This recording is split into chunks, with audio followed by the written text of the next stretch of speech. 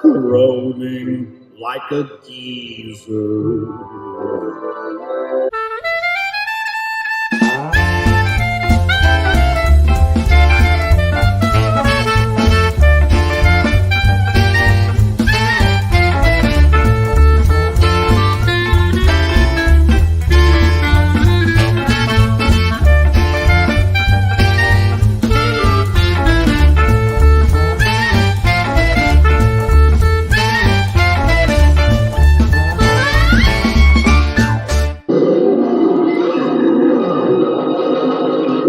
This is Sparta! I hit the saloons, the bad places, looking for the biggest, meanest lug around, finding me. Well, I'm gonna find that son of a bitch that killed you, and I'm gonna give him the hard goodbye.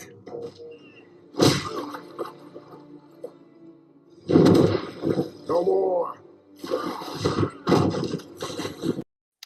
Wow, makes me want to watch a movie. Welcome, everybody. It is Graybeard'S Studio. We are on episode 60. That is 60 weeks of exciting drawing. It's 60 weeks of drawing. It's 60 weeks of killing time for 2 hours, baby. That's what we're here for. Thank you for joining us. But as you all know, I don't do this alone, although sometimes I think I should. But no, I'm bringing in, even though we're one guy short today, and we'll find out who in a second, I'm going to bring in the crew to help me get through this this landmark episode 60. Guys, put on your shades. Take your epilepsy medicine because it's David Williams. Actually,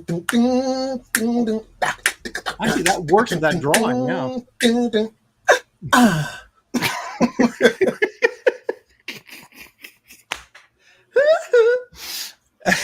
Shalom!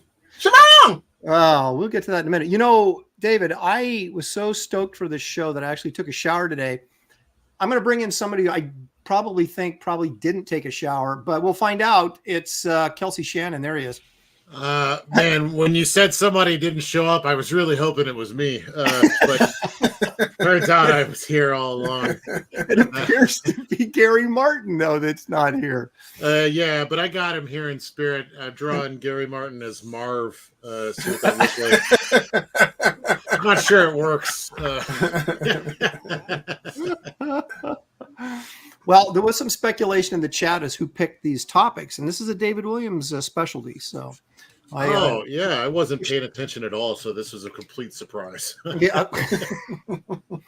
So we're looking at possibilities of Sin City, 300, Ronin, which I think is perfect for someone who likes manga. There's just you could do Hard Boiled, I suppose, because Frank wrote that, right? Even though Jeff Darrow drew it. That's true. Yeah, Martha Washington. Dave Gibbons. That's right. You could do Martha Washington. Oh man, what else? He's got so many. Well, I threw this out and I said, I think he sort of created that futuristic Batman persona from Dark Knight. So theoretically, that could be on the table as well, don't you think? Which one? He didn't create Batman, but he created that version or that universe of Batman. Look, you don't have to help David draw Batman. He's going to do it regardless. I don't have to make excuses for him. You're assuming I'm going to do Batman. Yeah, this is the one time where it would really be appropriate. He's not going to do it. He's not going to do it. That's right. All right. Well, speaking of inappropriate, let's see who's in the chat. Wait, before that, are you going to explain why Gary's not here? Oh, yeah. Okay. So, yeah. You guys may not know this, and I wasn't aware of this, but apparently it is a thing that corn dogs are actually like in the wild. And so he is like truffles, his brother, like truffle. Yeah, exactly. So he's on a corn dog hunt, apparently in Bend, Oregon. Now, I don't know if it's dangerous. I don't know if they strike back, if they're just docile and you just go and pick them. I have no idea. But the way it was explained to me is that he has a big fat girl on a leash and he's going to all the local Walmarts to find the best possible corn dogs. I disavow that. A truffle pig for corn dogs? Is that what Yeah. that is? Yeah.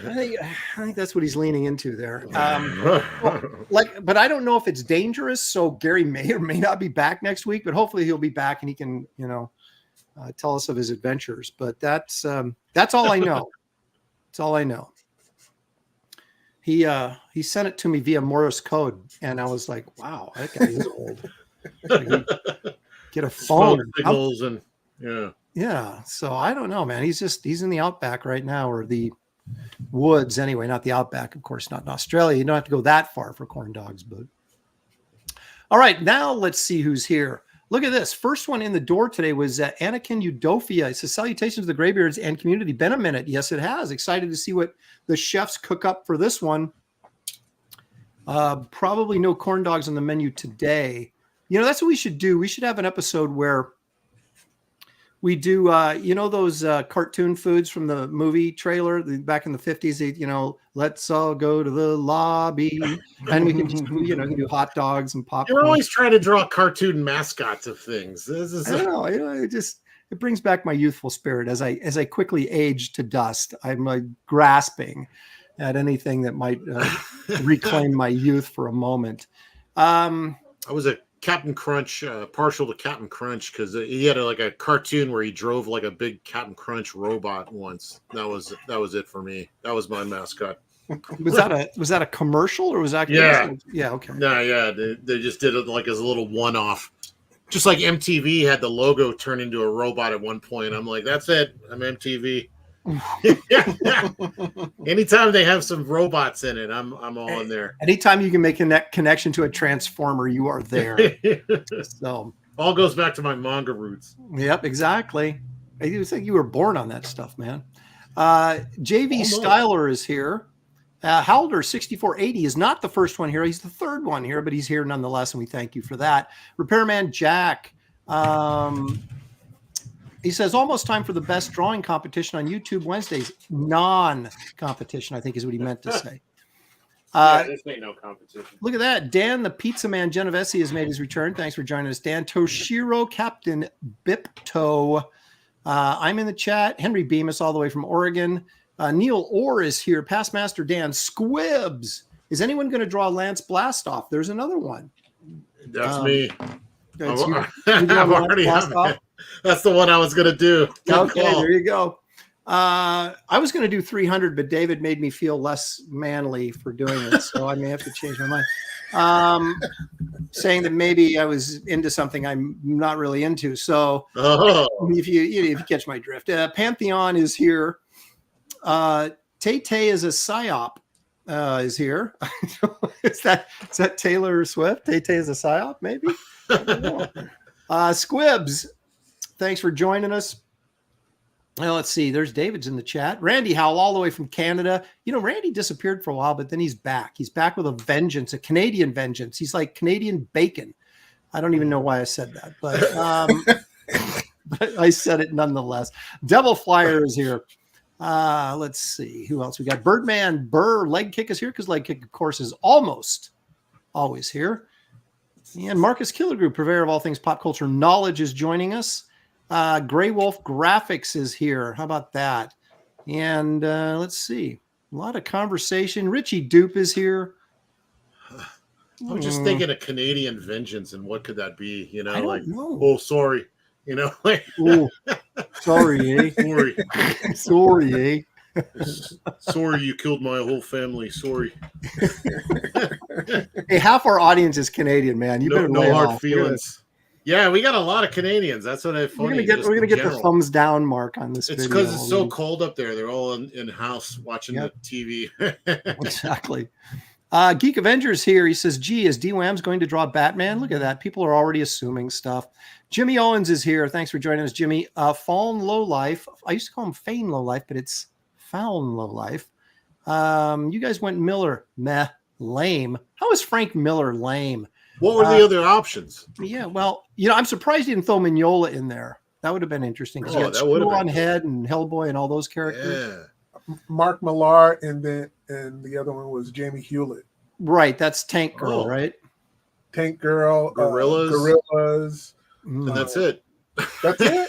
No. Well, no, he had some obscure one. He had I some can't other remember. things. Well, that explains why he didn't get very many votes. Speedball or something like that. Fireball. That's what it was. I think.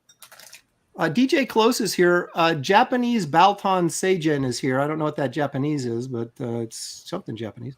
Schism Stat Zero is joining us. Hey, Stat, thanks for joining us. The Vespa guy is here. Oh, he says he's going to have to catch today's show on replay. I guess I don't get to milk him for any super chats today. Neil Orr. Did I say Neil? Well, anyway, I said it again. Jughead Grayson is here. MD Houghton. Fox Mulder is joining us. Good. Caesar has returned. Triumphant, I hope. Pity Maw is here. Mike TV Dub. And let's see there. No Bibliobob. Now that I can say Bibliobob's name. Oh, there he is. Bibliobob. But now he's saying Bobliabib. Oh, my gosh. Got to throw a monkey wrench in it. Okay, now I'm all screwed up again. Skull Nasher is here. Omer Glitch. Hey, $5 from Geek Avenger. Thank you, Geek. He says, is DWAM going to draw Batman again? Imagine my shock. Boy, you're taking a lot of crap and you haven't even started yet. And it's DWAMs. We'll see. I know what David's going to do. LECJ for my PP is.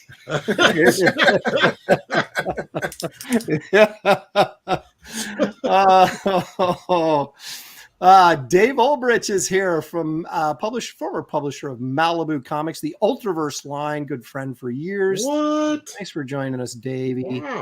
Wow. We draw all kinds. Let's see. Dale A is here. Custom God is joined us. Corn Dog from 12 Ounce Moose. Corn Dog Farm from 12 Ounce Moose. I need a Latin interpreter. Is there anyone here that can Corn Dog Farm from 12 Ounce Mouse? Corn Dog Farm. Oh, 12 Ounce Mouse. Yeah, that's a band, right? I don't know. I don't know. Custom God apparently knows, but he's the only one. Omar Comics for $1.99 says, best show on YouTube. What's up, Graybeard's? Thank you, sir. Appreciate you joining us. Appreciate you saying that, and appreciate the $1.99. And I agree. I do too. K33N scene. Now they've got the corn dogs going in the chat. John without an H is here.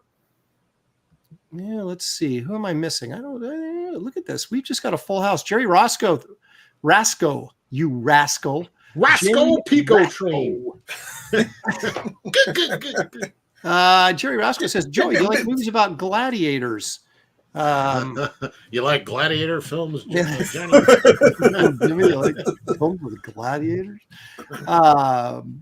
Geekview Tavern says, that's of course Dave Ulbrich again saying he's still not here. He's in denial, but we know better. Best Age Comics is here. Says he's sorry he's late. Green Laser is here. Robert the Bruce for $4.99. Thank you, Robert. He says, hail to the best draw stream. Can't wait to see a true artist at work. Lopez and DWAMs ain't bad either. Just kidding, Aaron. Love all you do. Obviously, a Kelsey simp in the audience. Well-Read Comics is here. He's demanding Ronin. Ronin. Yeah. Jimmy Reyes is here.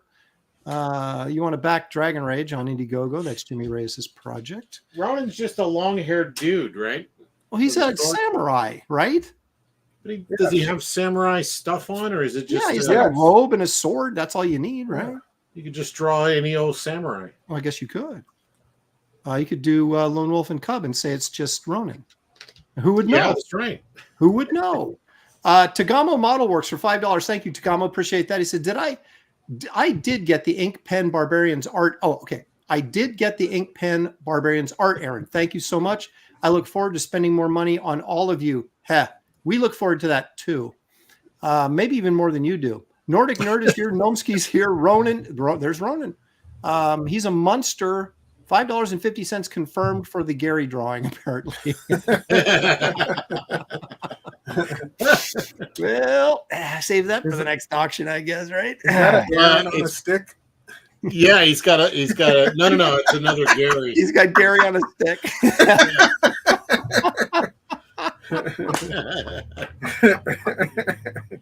Gary's going to end up with this because Gary, he loves his drawings. Trying to make it look like a corn dog. That's awesome. Oh, even when Gary's here, or even when Gary's not here, he's here. So That's right. He's got the right brow for a Frank Miller drawing. yeah, he Yeah. does. He fit right into Sin City, man. Working in the back room, one of those strip joints. Where Or is maybe that he's right a now? patron. Maybe he's a patron right out in the audience. Throwing ones at Jessica Alba. Yeah. Yeah. Okay, guys, we're here. We're ready to go, but we want to share some artwork first, and then we're going to start rocking and rolling. David, do you want me to share Yes. my And I close-up here? Okay. Yeah, I could tell the story about it. Yeah. Okay. What exactly is this? Because this is hilarious, but it's a great piece of artwork. So this was a commission. It's going to be in a magazine, and this cybernetic character steals the power of dead pop stars. So you got Michael Jackson down there screaming because she just took his glove and she's like busting a move and all this kind of stuff. He's got the halo and the cherubim wings on and all this. She's kind of like, stuff, screaming "Moonwalk and on, like, it's dude." mine, it's mine. I love how she has like hair dryers for ears. you know? Yeah. This is our future. That's the I don't think it's very funny. old. Yeah. Repurposing hair dryers. Oh. So it was weird, but it was fun to do. That's I said this backstage, but I was talking to David on the phone and he was telling me about this, and I was trying to picture in my mind what the heck he was even talking about, and I was like, I don't even know what this can't be good. And then I saw it and I was like, dude, you took the most absurd idea and turned it into a really nice drawing. So Aaron was just Tip my picturing hat to manga. Yeah, yeah. I don't know. This sounds manga to me. Yeah. Robots. Give me a break. not a transformer though. So it doesn't really count. No. All I right, like the shoes. David, you got something else you want to? Yeah. All right. You got full screen? Yeah, there we go. So here's a page from Fearsome. I probably shouldn't be showing, but I'm showing it anyway. Oh, Yeah. I love that devil chick, man. Yeah, she looks great. Like hella. Yeah. So this is in the dream world of Nod, where this is the first time he went in there, and so he has to deal with this giant demon lady. But this is a part of the process. You know, sometimes your editor goes, "Oh, this isn't quite working," and Ethan didn't particularly care for this panel, of Fearsome coming out of this pit that he was just knocked into by this demon chick, and he wanted me to change it up. I'm getting the sense that Ethan eats hot dogs with a fork and a knife. Like, he doesn't want any kind of innuendo whatsoever. So, I had to change it to that. He wanted it more like we're looking at him and he's coming forward and stuff. And, it Well, works. maybe it's a better angle, Yeah. And so I'm like, okay, that's fine. I mean, I didn't put an arch in his back, so, you know what I mean? But and he, arching his back, and he's like looking over his shoulder. I didn't do anything it like looks that. like he's got some S&M leather on, and That is that's. true. I mean, that's a fair call in my opinion. Sure. I think that was a good editorial decision. Yeah. Even though I love the idea that he eats a corn dog with a fork and a knife now. Yeah. But of course, that, as David brought up, that illustrates some of the stuff that we go through as artists when you're working for somebody else. The editorial sometimes doesn't happen until after the fact, and you're like, oh, I got to change this now. Yeah, but I like how you're going old school, where you just did it on a separate piece and You just flapped it over. Yep. yeah, I like that. So people could have, that to look at and go, oh, look at what it would have been, and that kind of thing. Yeah. And it's I love production that, art. though. It's I all love that, production art. Yeah, right. And Yeah, I know that looks somebody pretty out cool. there is going to have an epileptic seizure over all the splatter that I'm doing, but I like it. I like it. We won't drop any names, of course. Good. Splatter for effect. That's Mhm. right. I love that. Was that demon chick already designed, or did you design that? Or Yeah, I designed this. Oh, I love that, man. Yeah, that's cool. Those horns are really work. It's kind of like Maleficent or whatever, kind of on steroids. Yeah. I'm digging And there's that. going to be some other kind of creatures that are going next level in this realm. So she's not the main one. So there's more craziness to come. Yeah, that's gonna be fun to see colored. Yeah. Well, odd thing enough is that we already got the color on this, and even on that, but after he saw it in color, he goes, "Yeah, it's really not working." So the colors has to go back. And I just think it's strange that Gary's out hunting corn dogs while you're showing this art. I don't know what that old pose makes me think of corn dogs for. Yeah, I know. Gary, but, Let me take a second here and let's plug David's project. This is Fearsome that he's working on with Ethan, and it's a poor choice of words. It's a preview book, and it's got 11 pages of the story in it, but it also has a bunch of David's sketchbook material in the back of it that you won't get anyplace else. So that's why it becomes valuable as a low print run preview book rather than just waiting for the first issue. So you might want to consider backing this. The link is in the description of this video right there. So there's some cool David Williams art with a brand new character. Fearsome. Looks really, really groovy. Yeah. Okay. I like this color. Is Jason Wright? Yep. Yeah, I'm starting to remember his name now. I know. We're going to say it enough that we're going to remember it. Awesome stuff, David. So, Kelsey, what do you got for us? Well, I could show off. Let's see. This is from last week. Last week's winner was Ninjak cutting a car in half. Oh, well, see how he just slipped that in there? Last week's winner. He said it real quick. Yeah. I didn't even catch it. You did it last week. I don't know if there's any sort of winning attached to it. But. Yeah, and then just a constant reminder. Oh my gosh, are you freaking we're going to be doing this one day, Aaron. Whether you like it or not, it's coming for you. Hey, was that an award-winning cover? It should have been. Oh my God. It says right here. No, you give it up for Garcia Lopez, but he's not in that book. Not in that book.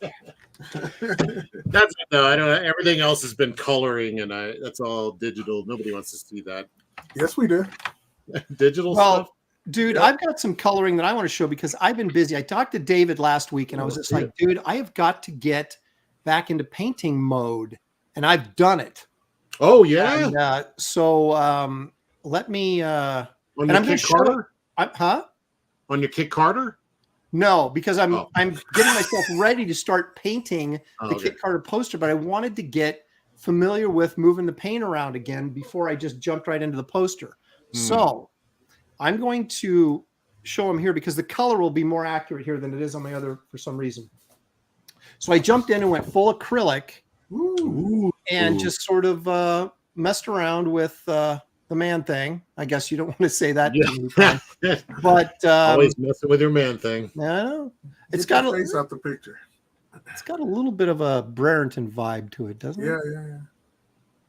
But this is kind of rough, and I was just kind of like blocking in, values and trying to figure out how to move the paint and get it to do what I wanted to. And I was, I thought this was okay. So then, now this is only partially done, but this is a preview. I teased this on Twitter, so you guys, here it is. I'm doing, I drew this drawing of Dark Wolf from Fire and Ice. And I was just going to ink it, and throw it up on eBay or throw it up on, social media, see if someone wanted it. But I thought, you know what? I'm going to paint this. So this is 100% acrylic at this point. And I took what I learned doing that man thing painting, which was really a struggle for me trying to get the paint to work because I haven't used acrylics very much at all. And it's been years. And even before then, it wasn't very much. And so this is full on acrylic. And I finally figured out a system and got it. Very good. You're building this up big. I know, right? Hey, wow. It is good. Oh. The flesh tones are coming together. And it took me a while. I worked on the legs first and finally got them. And then when I did the rest of them, I had a process and it just started clicking. And so I'm kind of jacked about it. Yeah. Oh, did not skip leg day. The No. depth calves. between the arm and his back leg, like the depth there is like really great. Well, I'm going to drop some shadow probably over this thigh a little bit. Yeah, it when I already get has. in there, but That's great. so anyway, yeah. So I had to paint the chick next, then just put the details on a dark wolf, and I'll probably put a little more color in the background. I didn't do a color sketch of this. I just kind of, because I wasn't necessarily planning on doing a finished painting, but the flesh tones really started working for me, and I thought, I'm finishing this thing. And so I'm kind of working backwards, figuring out what my color scheme is after I already started it. But anyway, just make everything the color it is. Well, you know, like it's an orange blue complementary at this point, so we'll just keep that rolling. But anyway, there you go. That's awesome. Very We shall see what it turns out. But yeah, he's got like a furry loincloth, right? So yeah, like, and a big old belt around this big. Yeah, you got to get in there with those like Frazetta frills on the belt and stuff, right? Like because he's got. Yeah, and I did not use. I don't use black when I paint because I just feel it muddies everything up too much. So it's always like a combination of like brown and violet and stuff, real dark. So that's kind of what I've been using for those real deep shadow areas. Didn't you say to me before you were going to do oils? Yeah, I've got. Well, actually, I am. After I finish that, which I hope will be finished by Friday. He's doing all this study in acrylic, and then he's gonna have to relearn. Yeah, right. Whoa. Wait, go full screen. Yeah. So this is like a Mosio sword that I've had on the board for years, and I just and I said I'm finishing this sucker. So and I just bought a set of gouache that I may mess around with later as well. But yeah, I'm going to do this in oils, finish this up in oils after I finish that dark freaking background is doing an eye game with me. It was like 3D, like it's moving. It's crazy. Yeah, it does. It must be the artifacting on the internet. Could be. It does. It looks like it's 3 dimensional. It looks like it's moving. Like it's like lenticular. Oh man, that's crazy. It's lenticular. Yeah. Yeah, man. But yeah, so anyway, so that's those are. I'm gonna change the color scheme behind me when all those blues in there. Okay, which one was real? That color scheme or when it was closer? This is pretty accurate. It's a little bit. It's okay, now it's more green. Now it's going more green. Yeah, it's green, but it's bluer than that. But it's still it's a turquoise kind of. Yeah, the blue is working. Is that oil? Yeah. Yeah. Cool. Keep doing that. That was awesome. So that's next. So I've got to a point where I'm working on Kit Carter during the day that I'm taking 2 to 3 hours after dinner and painting every night. And I'm going to stick with it because I want to get back into that in a regular thing. So yeah, good. Me getting serious. Oh, and here's the Holbein gouache set that I bought right there. There you go. From Blix. I've never seen that at the dollar store. Yeah. No. I might have that at Walmart. Geek Avenger wants to know if I can paint a picture of Uranus. No, I don't know. Can you? Well, I probably could, but am I going to? That's the question. Well, you need a good sci-fi painting for that. Yeah. Okay, so here we go. Let's get this show on the road. It's 2:30 my time. We're going to wrap this up by 4, so he says. We shall see.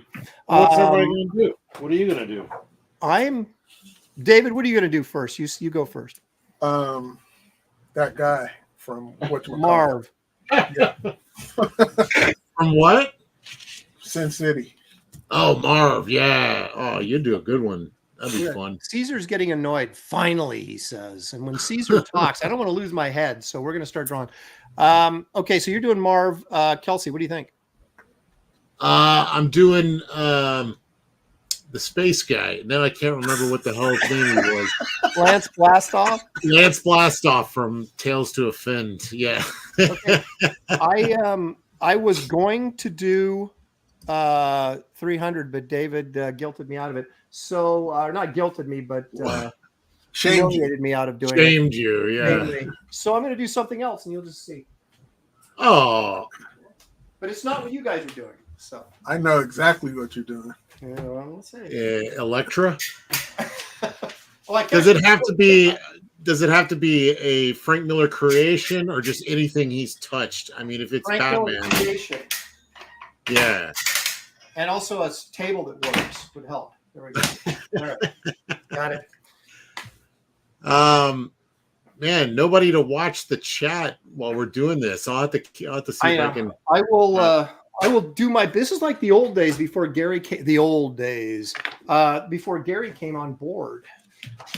Yeah, that was weird. Like when I'm doing clips of those times, I'm like, "Where's Gary? This feels wrong." Somehow. It seems odd, and yet it seems odd when he's here too. So I don't know. Here we go. Here we go. Well, he also prepares everyone for a possible canoning. Exactly. He sets the stage for what's to come. The question is, will we be able to continue our witty repartee without Gary here? Oh, yes. Yeah. Yeah. Yeah, frankly, he's usually getting in the way. Yeah, right. Finally, we have some breathing room where we can actually. So, Queen Latifah. I mean, Queen Latifah.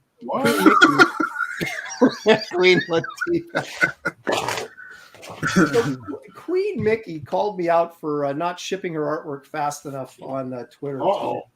And I said, "Hey, it could be worse. It could be Kelsey." Yeah, exactly. That shut her up real quick. Not really. But, yeah, my legend precedes me. You'll get it someday. The Legend of Kelsey. So I was thinking about doing my favorite Frank Miller character from a movie he did, actually. The Spirit. You ever seen that movie? Yeah, well, I've seen parts of it. Let's say as much as I can tolerate. Would that be considered, like you were saying, he changed Batman, he created his own Batman? Would you say that is uniquely Frank Miller's Spirit and not I would in any way Will Eisner's Spirit? For sure. Yes, it's definitely Frank Miller's Spirit. I would give you that. Especially the supporting characters in there too. Could you watch that whole movie? No, I couldn't. I own it. Oh my goodness. Don't you ever in your life criticize my movie taste. Well, I got it for one very specific reason, though. I really don't like the movie, except I like the art. I like the art direction. I think it's a very. But I like the movie. I think it's a great looking movie. Like I think that they took that Sin City aesthetic, and whereas they had the Robert Rodriguez cheap ass aesthetic on top of that, where it's like everything just looks like it's held together with duct tape, and it looks good, but it looks cheap still. And they refined it, so like they had the cinematographer of like the Matrix movies, and he had like the blacks were like super black, and like all the design and like the shots of him running across the rooftops and stuff. Like all that was like, and I'd like to look at it and go, man, imagine if this were good. Oh, this would be so fun. You imagine how good this would be if it was good. Yeah. So there's sometimes I'll like movies like that. Like it's not that it's a good movie, and it's not that I like it, but I like what it could have been. Well, those are what we call guilty pleasures, aren't they? Oh, I guess so. Yeah. It's like it's like Commando. No one says Commando is a great movie, but we all love it in some weird way. Wait, who says that? That's one of the greatest movies ever made.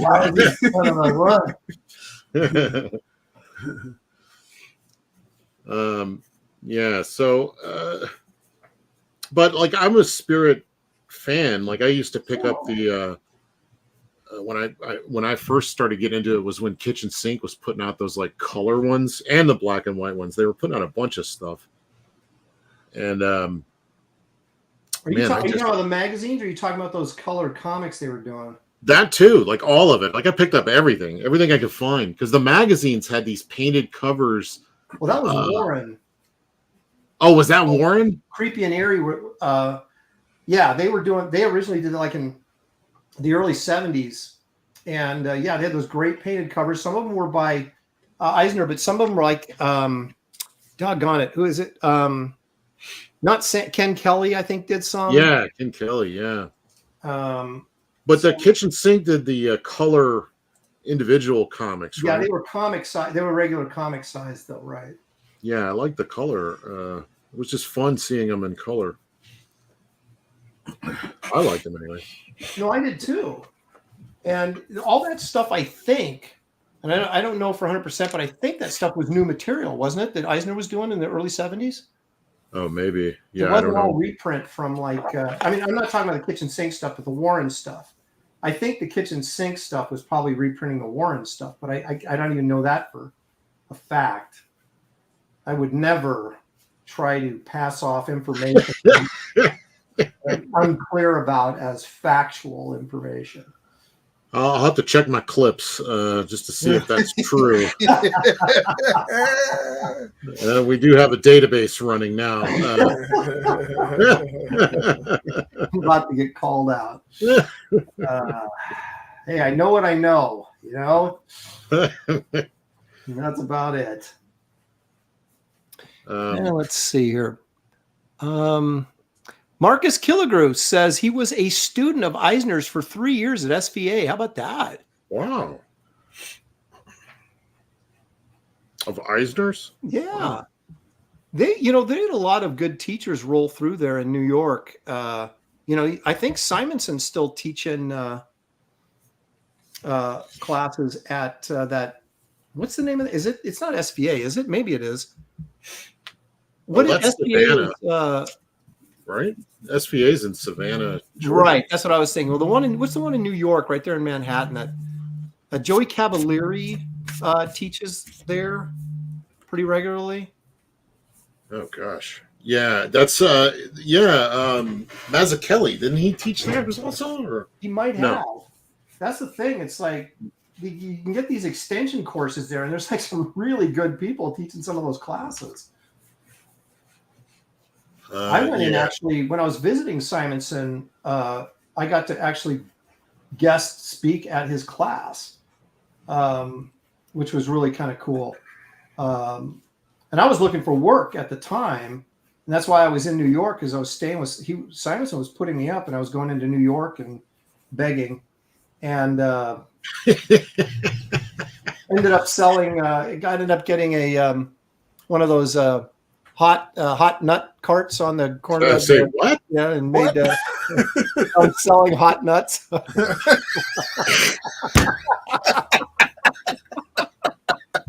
Go on. I think I set it up.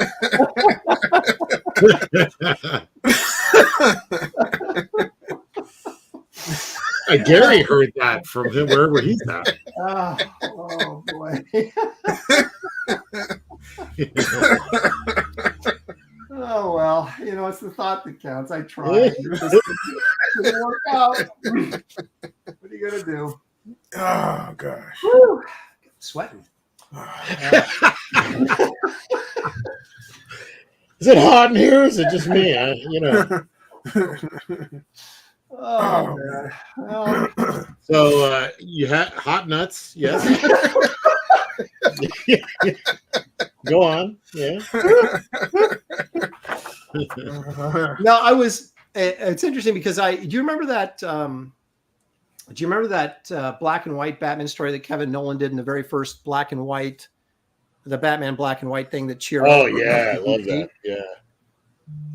I sort of kind of used that as inspiration and prepared 4 or 5 pages of Batman sample pages, and I had them with me at the class and was showing them to the class. And I remember Walter going, "And this guy can't get work," or something like that, So just kind of making a point about how difficult it can be sometimes. And Used you as an example. That's terrible. look at how good this guy is. He can't get a job. Yeah, thanks. I was very bitter, and I started going off on the industry, and Walter had to reel me in because I was like, okay, yeah, sorry. But I can't remember if I picked anything up that weekend. I think I did, but I remember for some reason somebody called me from Image while I was at Simonson's house to offer me something. I can't remember how it got. Maybe Shelley gave him the number, and so they're like, is this Aaron? I go, yeah. And I can't remember who it was, Mike Sellers or somebody, whoever was editor-in-chief at the time at Wildstorm before Dunbeer. I think it was Mike Sellers, because I used to work with Mike on He was like, did lettering and stuff on those books. And so he goes, where are you at? And I go, I'm in Walter Simonson's house. He goes, what? I'm like, yeah, I'm staying with you're staying with Walter Simonson. And I kind of used that to leverage, like, yeah, I'm big time, man. Yeah. Walter lets the really cool guys stay at his house. Yeah, you want to hire a guy like me who knows Simonson. Yeah. I'm connected. So So what did you get? Did you get anything out of it? I think I got just like some trading cards or something. I mean, I was like going through this period of time where I could not get arrested because I had just done Tachyon, which bombed horribly. In fact, I don't even know what that is. What is that? Yeah, there you go. I was offered that right after Sludge from DC, and it was a creation by Kupperberg, and he was an editor there. Oh. And it really wasn't good. But I really busted my butt on the artwork because I was like, I got to do really good on this. I really got to, prove myself, kind of thing. And so it was, at the time, it was the best stuff I'd done by far. But it was just, I literally had people coming up to me at shows going, I tried to stay with this series, man, for your artwork, but it just sucked.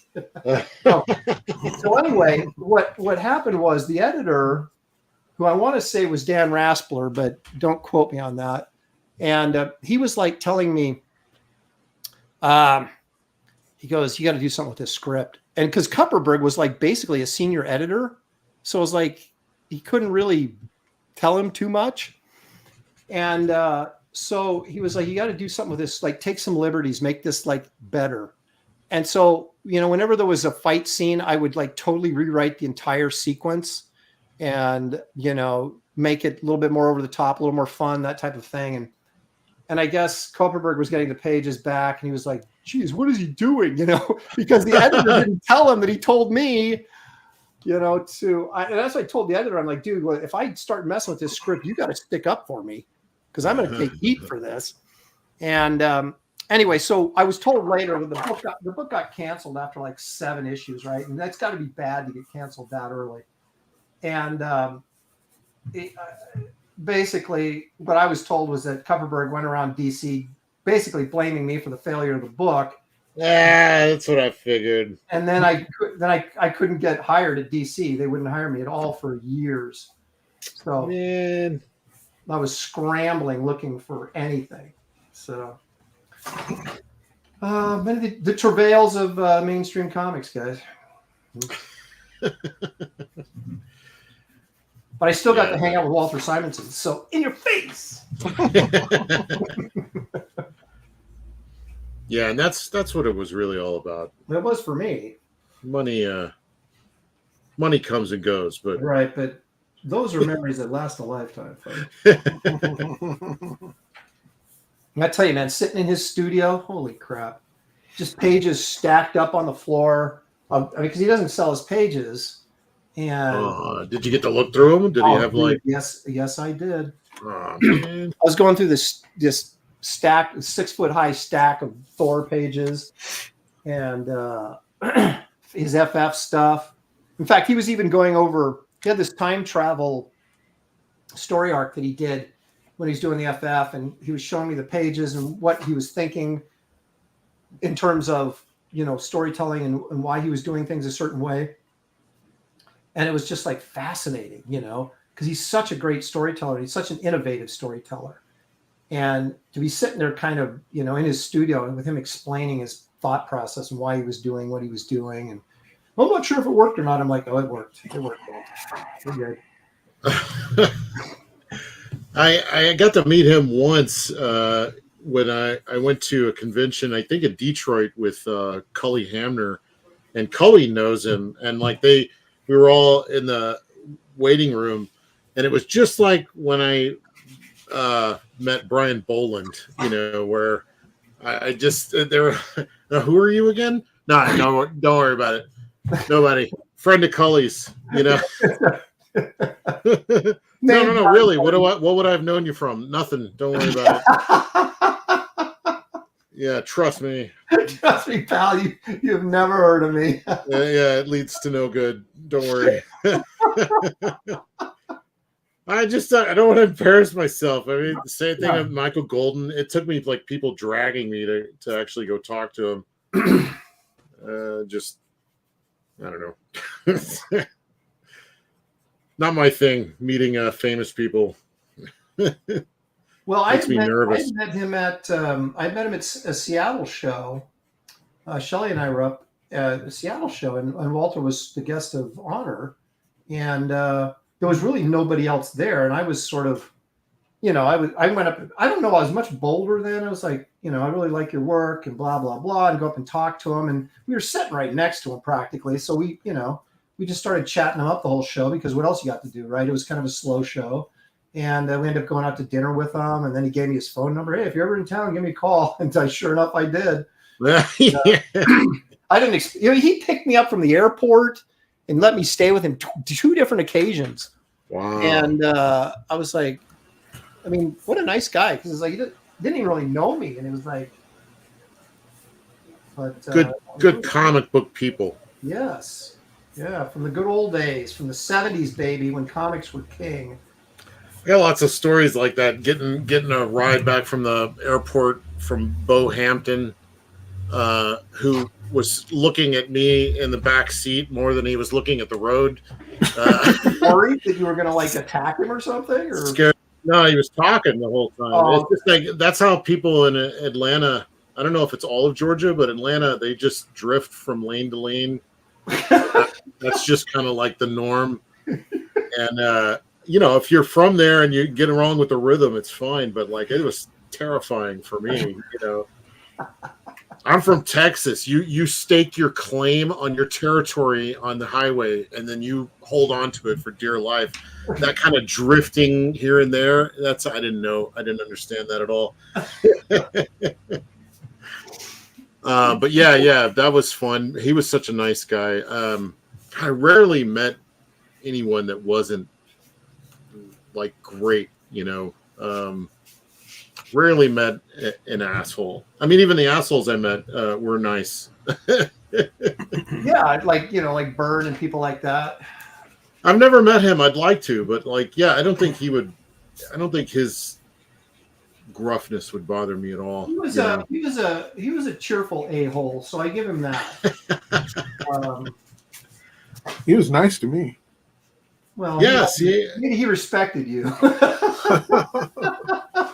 Well, no, that's the story you told. Wasn't that you that was telling that story about bringing stuff to sign, or was that who was that? What, for Byrne? Not me.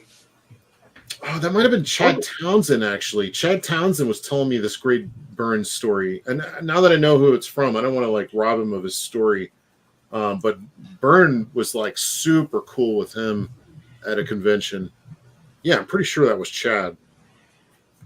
So I don't know. I keep hearing these stories about how cool Byrne is with the fans, So it's like, I don't know. Where's all this meanness coming from, or this rep?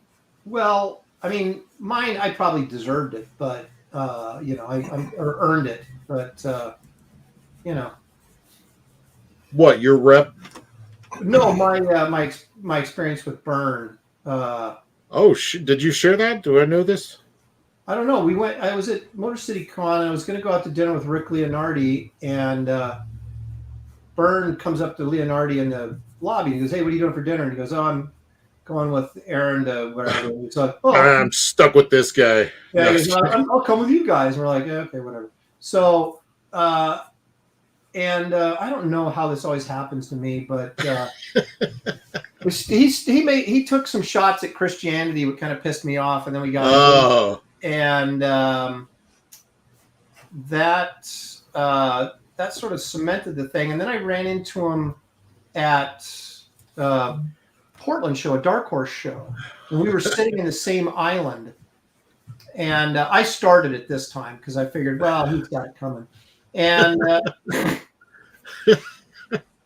no, I just said, as I was sitting there was nobody there. It was really shameful. Dark Horse did these great shows and no one would show up. Like Miller was there, McFarlane was there, Byrne was there, Arthur Adams was there, Adam Hughes, and it was tumbleweeds. It's like, how can you have a lineup like that and nobody show up?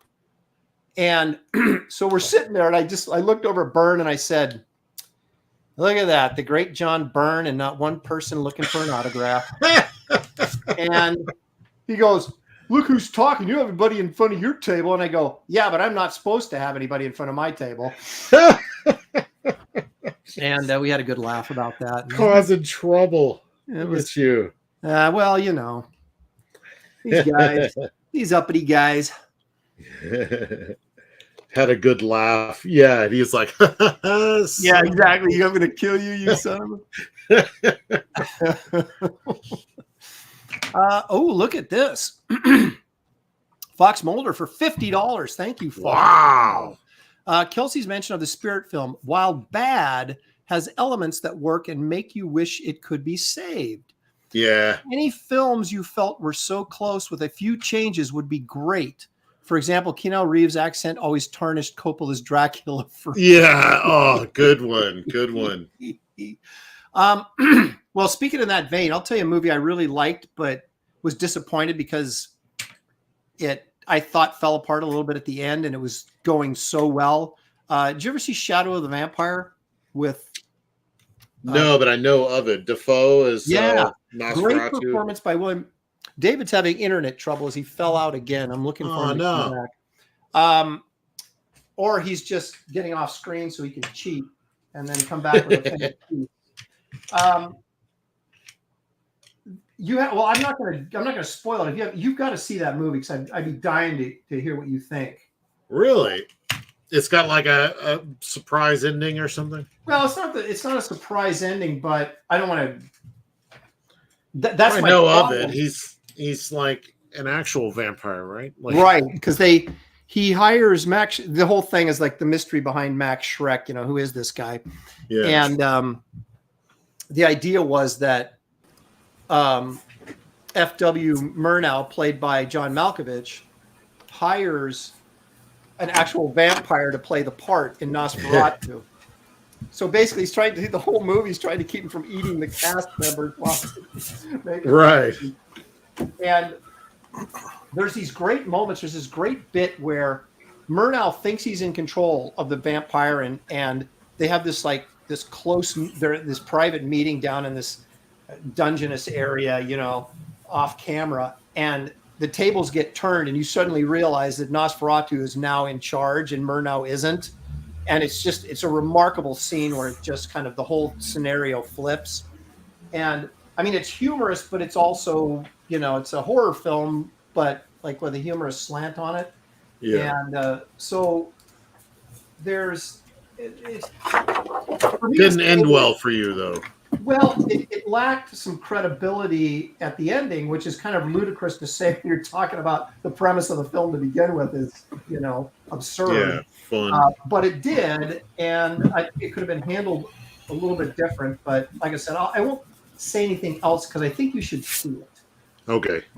And because it's a really great film in a lot of ways. It just came up a little bit short for me at the end. Couldn't bring it home, and that's the biggest problem with a lot of movies is their inability to pay it off. I feel this way about It Follows. That's one I mentioned in another show. as like a great horror movie, and it's such an interesting take on kind of some old tropes, and just a unique point of view for the whole thing. I really enjoyed it, except kind of how they solve it, like which is, it's got to be difficult to like figure your way out of a problem, like that, Well, writing wise. I always try to, start at the ending, and then you can work your way backwards, and it makes it a lot easier to keep yourself from getting in those situations. But I am amazed sometimes at how, even in comics, you'll see it. People come up with a storyline, and you're like, "Oh, this is really cool," and then they can't get out of it, and then you're kind of like, and it seems like it happens way too much for guys getting as paid as much as they are, especially in movies, to not get that crap figured out. Well, I think that was like, I've heard people say, write yourself into a hole and then like see how you can get out of it creatively or whatever, like as an exercise. I agree with that. I think you figure out where you're going, where you're going to dig that hole, and make sure there's no water pipes down there or anything. And well, yeah, I mean, if you're writing it, I mean, why you could spend all the time you need to, unless they need it by Tuesday. Well, sometimes that's an issue too, right? But I think that a lot of times people come up with premises, and then they just start going with the premise, and they get, oh, this is cool, and then pretty soon they back themselves into a corner and they can't get out of it. Where I think if you come up with a premise, at least what I do is I come up with a premise, and then I go right to the end and go, okay, how is this going to pay off? And then once I figured out how it's going to pay off, it's really pretty easy just kind of to work backwards and get to where you know you're going now. But you can get yourself in trouble if you don't know where you're going. And I think a lot of guys do sort of, and I could mention some names that I'm not going to, but there's some guys that write stories that way, and they go, oh, that's a really cool premise. They sell people on the premise, but they don't have a clue on how they're going to pay it off. Like who? Okay, for example, now I'm curious. Yeah, I'll tell you off because I would never do it on screen. Obviously, do I know this person? No, everybody knows these people. These people? Oh yeah, more than one. Here we go. I know a few of them. I already said too much. What do you mean, these people?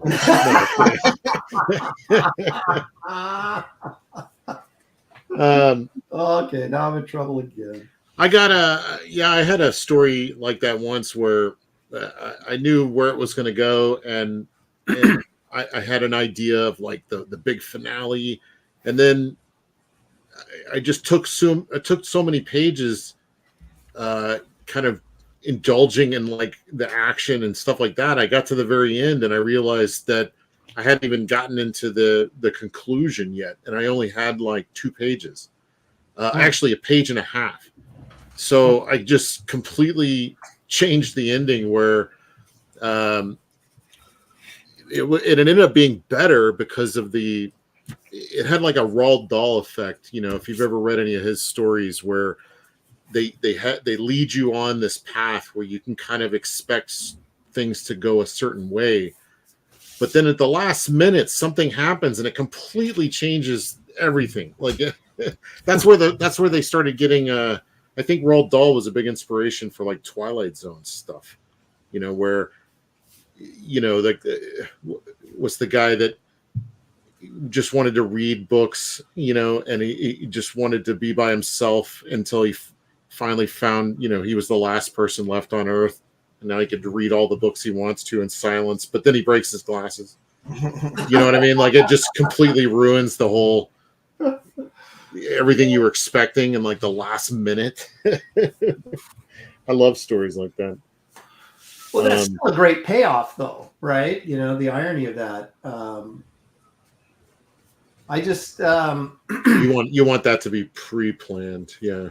Yeah, I mean, sometimes there's happy accidents, of course. I'm not to get credit. we've all sort of experienced those, you know. And everybody's like, "Oh, that was genius," and you're like, "Oh, yeah, I meant to do that." Yeah, I can. Yeah, I wish I could do that. I wish I could do anything on purpose. I don't know if I do it.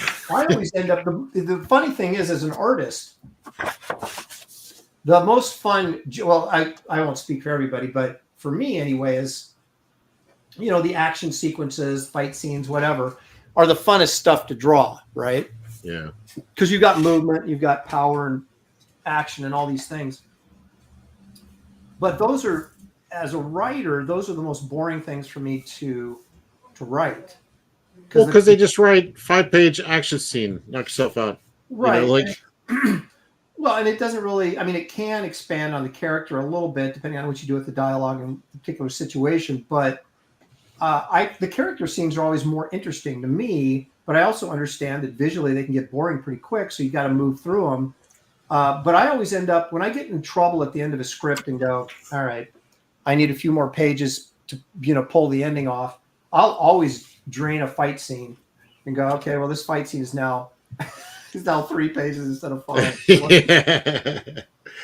the end. So some scripts need that regardless. What's that? Some scripts need that regardless. It's like if I have one more just people standing around dialogue scene, it's like they need to be like running from aliens while they're talking about whatever. I have a pretty solid rule of thumb that if I got people standing around talking, it's 2 pages, and you better get it in 2 pages and move on, because there's nothing worse than that. Do you have like a formula? Is it like not two page this, 1 page that? Well, in a way, yeah. I mean, sometimes, the importance of a scene will dictate that type of thing, but I'm constantly editing my dialogue scenes, so I don't have extraneous dialogue that might seem boring, and I don't, and I know you can feel it, right? I mean, we're all comic book readers. I'm even talking to people in the chat, right? We're all readers, and when you're like, okay, this is dragging on too long. Yeah. We need to get out of here. And if you don't realize that, you probably shouldn't be writing anything. But if you remember the Austin Power movies, right? Mm-hmm. Yeah. There are some scenes in there where you can tell that someone needed to tell Mike Myers, this scene needs to be cut. It's too long. The joke is over, and you're hanging on too long. And I'm like, apparently no one had the guts to tell him. And that drives me nuts. It's like, you can just feel it. Like, where's the cut? Cut should be here. And you're still there. And you're going, and I'm uncomfortable. You don't think he was trying to do one of those? No, he was, but he still needed somebody too much. Yeah, it was like, this is still too much. I get the joke, but now you're trying to you're trying to push it so far that now it's not even being funny. You're kind of being annoying. So get out of here. But Family Guy is like, Family Guy is like notorious for stuff like that. Who is? Family Guy. Oh yeah. But I gotta admit, sometimes like they'll push it to that limit where you're just like, oh my god, come on, and then it'll just keep going, and then it'll hit this place where it becomes funny again. Yeah. Like, it's just like, okay, this is ridiculous, But that's a hard spot to find. Yeah. And so I try to avoid those spots if I can. How are you guys doing? I'm about to start inking. Oh, y'all are both inking. Damn. Oh, Aaron needs to check for super chats, I think. He's already inking. Well, I did, and no, got them all. Come on. Hey, look at Paul Taylor's here, a resident biologist. I haven't seen Paul on this stream for a while. Welcome back, Paul. You have any books you can show us? Yeah. Well, actually, I do. Actually, now was it Raymond Chandler who said, "When in doubt, have a man come through a door with a gun in his hand"? I like it. Hey, I like it. I hope that's all it's in. For my pee-pees. I can't even read it with a straight face. Mike Myers was notoriously difficult on set. Everyone hated working for him. I've heard these things. Well, I'm not saying that Austin Powers were bad movies. What I'm saying is there's scenes in them where you're just like, dude, this is not working. Get out of here. And they wouldn't do it. And I don't know that I bought. It's like it's kind of like that stuff that was going around about Will Smith. It's like, I know Will Smith a lot more than I know who you are. Who am I going to believe? You, who I just met, or Will Smith, who's given me entertainment my entire life? I feel like he's a kindred spirit, a brother even. Well, I don't know. I just think that a lot of shit just gets thrown around, pardon my French, and it's like people just buy it. And I'm like, wait a minute. That's true. So same goes for the hell were we talking about? Yeah, that guy. Austin Powers. Mike Myers. Yeah, Mike Myers. It's like I don't know. Mike Myers, guy that's filled me with joy for many, many years. Or just some crew member who probably had a bad day. Uh-huh. But see, I'm kind of the same way with Jim Carrey. I don't think people control Jim Carrey enough when he's, I mean, he's manic and he's funny, kind of like Robin Williams in that sense. But at some point when you're making a movie, you got to reel guys in and say, you're going too far. You're going too far. Yeah, I feel that way about Tim Burton, like in his last 20 movies or whatever. I don't even keep track of him anymore. Huh? I'm not a big Burton fan. I never have been. I've really enjoyed his movies, honestly, but there's definitely a point where he needed to have some people tell him no. I think a lot of people are like that. I think they hit it. The more M. Night Shyamalan Ding Dong, he needed some help after his first couple movies because he just, it's like, dude. There's self-indulgent. Then there's what you're doing. It's like, get out of here. This is. I like what's I've liked. I like Signs. I think it was the last one that I really, because he did that one with the lady in the water after Signs, right? No, he did that place where they were out in the middle of that refuge. The village, which. Had people hated that, but then he destroyed it at the end.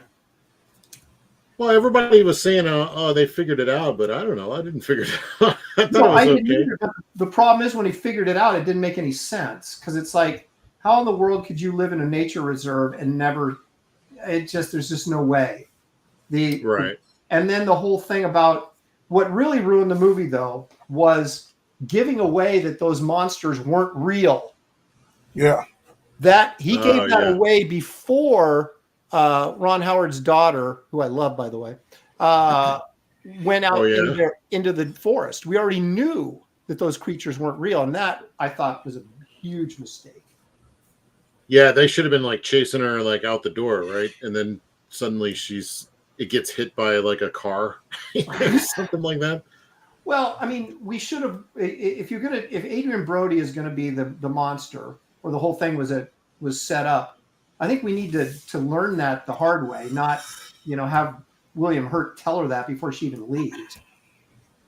Because then there's some suspense that Adrian Brody's going to kill her or not, but it's a different kind of suspense, right? It's not the same thing as you think there's a monster out there. Oh yeah, true. Yeah, I barely remember it, but I'm a sucker for some William Hurt acting. Yeah, he's good, and it was mostly good. But I just felt he blew it at the end. And then after that, it's like every one of his movies got a little bit worse as he went along. It's kind of fun to watch the decay of his films. And then they got just insufferable by the time, like you're talking about Lady in Water and then the Lady in Pajamas. And what'd you think of what'd you think of the, was it Mr. Glass? Which was he finally kind of, or no, it was, it was three of his movies wrapped into one. Right. It was his superhero sort of and villain anthology, or not anthology, but it was Glass was the first one. And then there was the Beast guy or whatever his name was that was Professor X in the X-Men movies, the young version. Yeah. Some of that stuff. I thought that was pretty good, but I didn't don't see any of them really 'cause I'd remember given it. up on them. Huh? I didn't see any of those because I'd given up on them. Oh, well, they're okay. I was mildly intrigued by that movie where they dropped the grandkids off of the grandparents, but Grandma's house or whatever. yeah, we're like psychos or whatever. I saw that one. Yeah, that was a little spooky when they're crawling around in the under the house, but that's all I remember. Well, I thought it was one of the things I hate is that found footage type thing, because if you're especially in that situation, if you're a kid and your grandma is like trying to kill you or whatever she was going on, it's like you're not filming that. You know what I mean? You're running for your life, and I didn't really understand why that was important to do it that way. In fact, I didn't even like Cloverfield because of that. Oh. Yeah, that was. I didn't. It gave me a headache. Yeah, to watch. exactly. But I did like there was one paranormal activity that I enjoyed, and I don't remember which one it was. Number 3, maybe. I don't know. 15, number 6. Yeah, there's a bunch of them. So I don't remember which one it was, but I remember thinking how creative it was. Because I mean, they the whole point of it was to film it. So right. But that's a premise that actually makes sense because that's what they're doing, right? Right. Did you ever happen to read? There was an article that, God, what magazine was it? It was one of those kind of pithy French magazines, you know. And William Friedkin talked about. Oh boy. He was asked to document this actual demon possession and exorcism because of, he'd done, the Hey, you made a movie about an exorcist. You should come and document this. Well, yeah, it was just weird. And so he described this encounter they had with this woman in this old Catholic church in like France or someplace. It was really trippy. It was a magazine article, and I can't remember if it was like Elle or one of the, but it was really interesting. And the funny thing is, he walked away from it, or as I recall, convinced that, well, the devil's real, but he did not have any sort of like God experience. Like, well, if the devil's real, then heck with God, but that devil's real. I was kind of like, well, why wouldn't you make the next logical step there? But apparently he didn't. Kind of like Indiana Jones never did. Yeah, exactly. It's like, yeah, you see the Ark of the Covenant, they probably a changed guy after that experience, wouldn't you think? Aliens. Yeah, exactly. Yeah, they fixed that. Made sure. Space between space. What'd you think of that last Indiana Jones movie? I'm trying not to.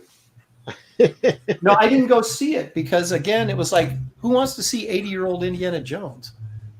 I thought it was okay. It was a lot better than I was expecting it to be. Well, I love the director, but I was just like, yeah.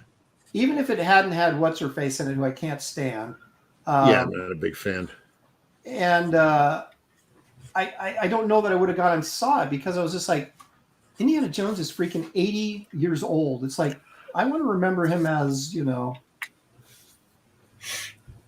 from the Last Crusade or whatever. To me, that's kind of like, I saw the one after that, which I didn't think was that good. Crystal Skull. Oh God, that was awful. Yeah. The aliens, anything but aliens. I just had to be something, right? I don't know. Yeah, well, maybe not. Doesn't necessarily have to be anything. I just don't know. What cracks me up and happens, you see happen so many times. It happened with Escape from New York. They always talk about, when are you going to make a sequel to this? When are you going to make a sequel to this? And the actors are always like, I'm just waiting for the right script because, I can't do it unless they treat the character right. And then they end up making the movie 20 years too late and it's horrible. And you're like, so basically you said one thing, but what you really meant was you're waiting till the money was right or until you needed the money. And then you don't care what the script is. That's exactly it. Because if you remember when they did Escape from L.A.? Mhm. Yeah. And it was like they were saying for years, Kurt Russell was like, if John can get a script that really works and I think works for the character, I'll do it. And then he does that drivel, and you're like, come on, man. Seriously? Well, a lot of it's what he can get money for. So, like, Yeah. there was obviously something in that script that led people to give it money. Because, like, I mean, that's a big part of it. I mean, you can come up with all kinds of ideas, but unless you can convince someone to give you money for it, Yeah. yeah, it ain't gonna happen. Well, So, I was gonna say that's the problem with Carpenter is he's never been good at the box office. He becomes all his movies become these like cult classics, but they don't really do that well at the box office. So he probably isn't easy to get money for his films. why do you think that is? Is it the audience, or is it because of how they roll his movies out and they don't publicize them well enough? Or It's a little bit it's of like both. his movie, great. Yeah. I mean, I thought that John Carter actually was a good movie, but it was a PR disaster. And I think the same thing, with Carpenter. Everything Carpenter does feels low budget, but then it's like there's just a certain charm the way he handles it. That Like in the Mouth of Madness with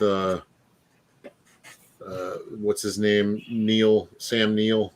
You ever see that? no, I don't think I have.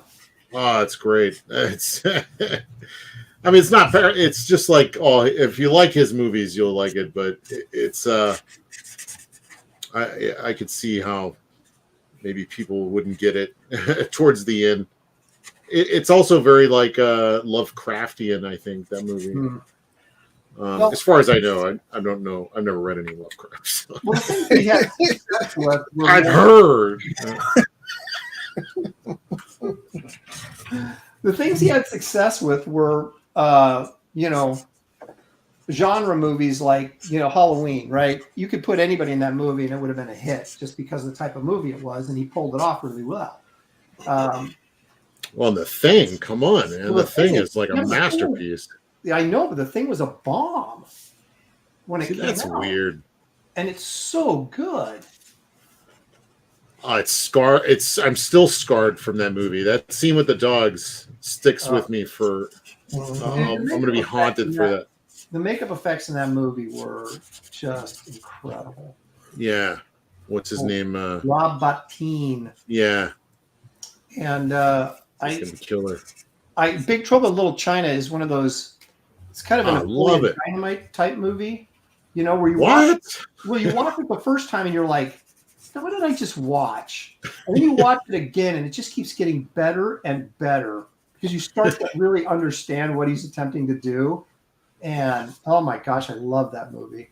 I've loved it from the moment I ever saw it, but I always figured Jack Burton was the hero. Never once did I consider he was not the hero. And then somebody said he's actually the sidekick. And that the movie is about the Asian guy getting his girlfriend back. He's the hero. He's the one with all the good skills. And like Russell is the comedy relief. Yeah. It kind of changed my view of it. Even though I love it, I still love it. But it's like, holy moly! It's like when you're watching the Batman '66 show when you're a kid. You go, this isn't a comedy, because you'd see it in the TV guide. It'd say comedy, but seeing it through young people's eyes, you're taking it as serious as a heart attack. But when you grow up, you go, oh my gosh. And it had so many sexual innuendos type stuff. And that's what, Big Trouble in Little China, it understood what it was. And it was just like, okay, I'm speaking to this. Yeah, I don't think the audience got it. I mean, the bigger audience just didn't get the joke. Because it's kind of an action adventure movie, but it's a farcical action adventure movie. So it's not really an action adventure movie. Kurt Russell's supposed to be the hero, but like you said, he's the comedy relief, and the Asian guy is like the straight man, And it's so weird. Oh my gosh, every time I watch that movie, I just think it's funnier and funnier. I love that Asian guy when he's like, "Oh, this pisses me off to no end." Yeah. That guy. I met him in Dallas, and I was like, "Can you do the?" And he's like, "Oh!" He does the scream and then his fingers.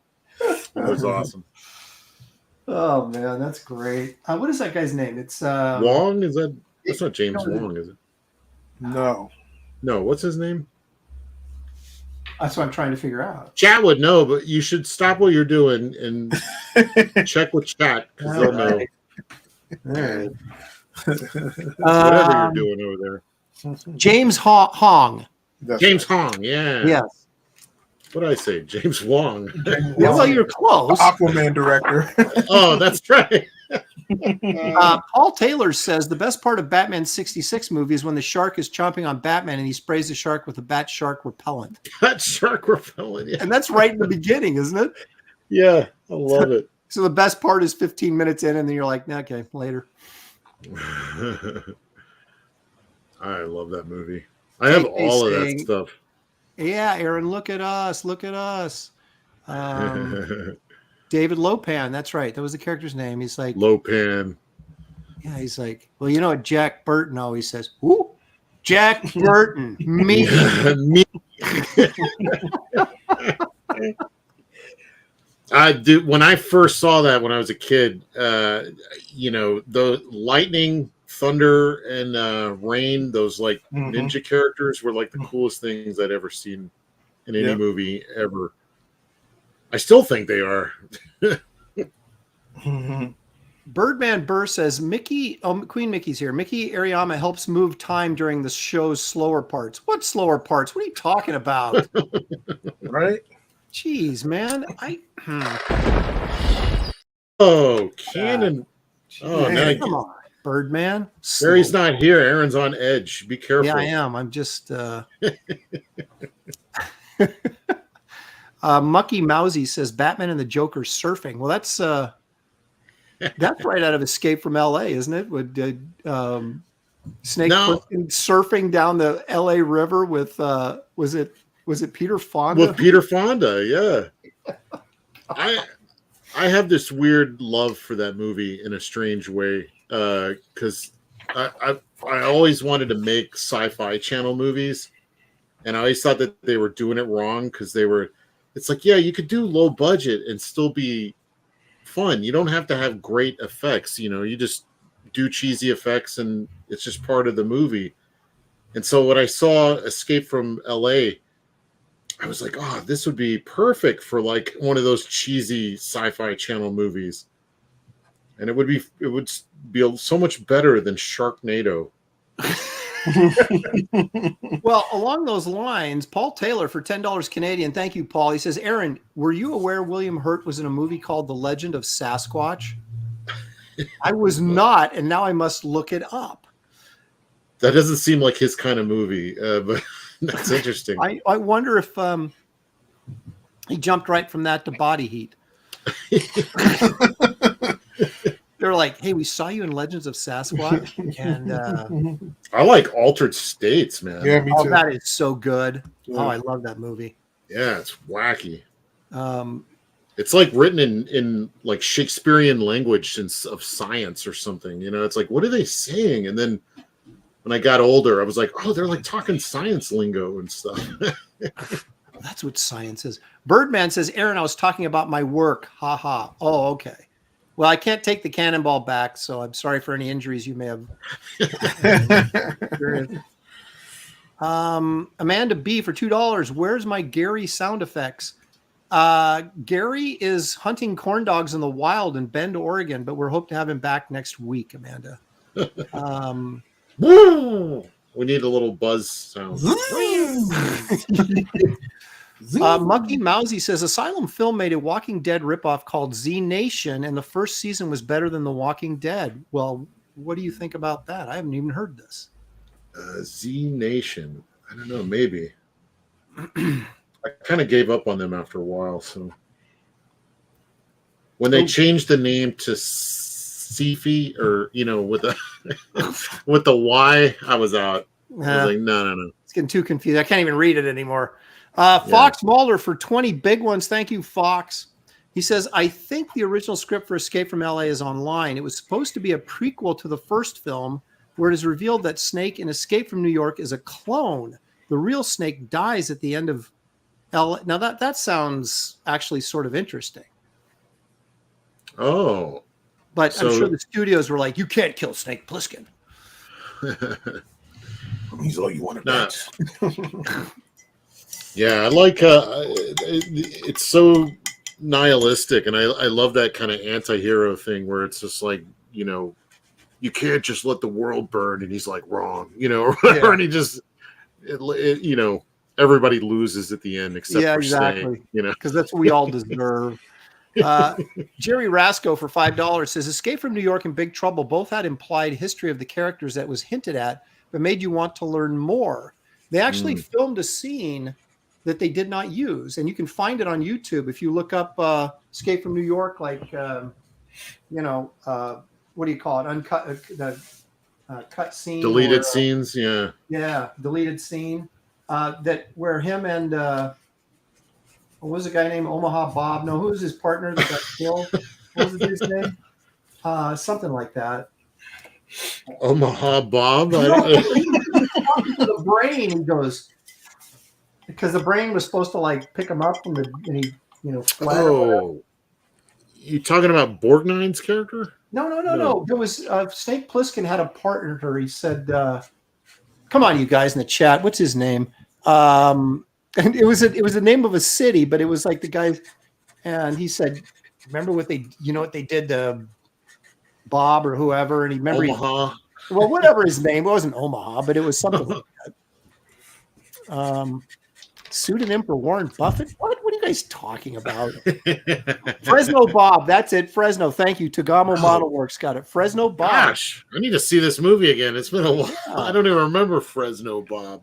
Oh, well, he wasn't in the movie, but he was in he talked about him when he was talking to the brain the very first time. Okay. And I'm picking up what you're throwing down. But there was a scene at the beginning of Escape from New York where they rip off the bank, or it's not a bank, but whatever, and they're trying to get away, and Fresno Bob gets it from the coppers.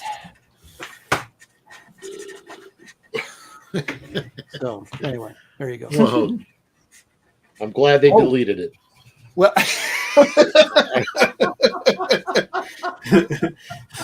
if that's your description of it, man, I'm glad they deleted it. Yeah, it sounds like they made the right call. Yeah.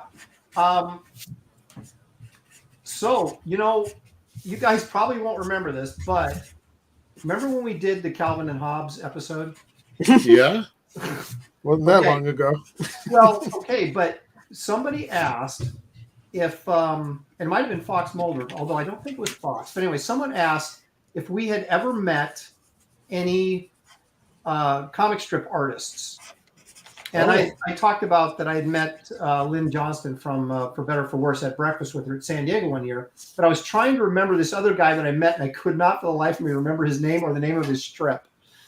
And I finally found it weeks later, just like 2 days ago. Mother Goose and Grimm.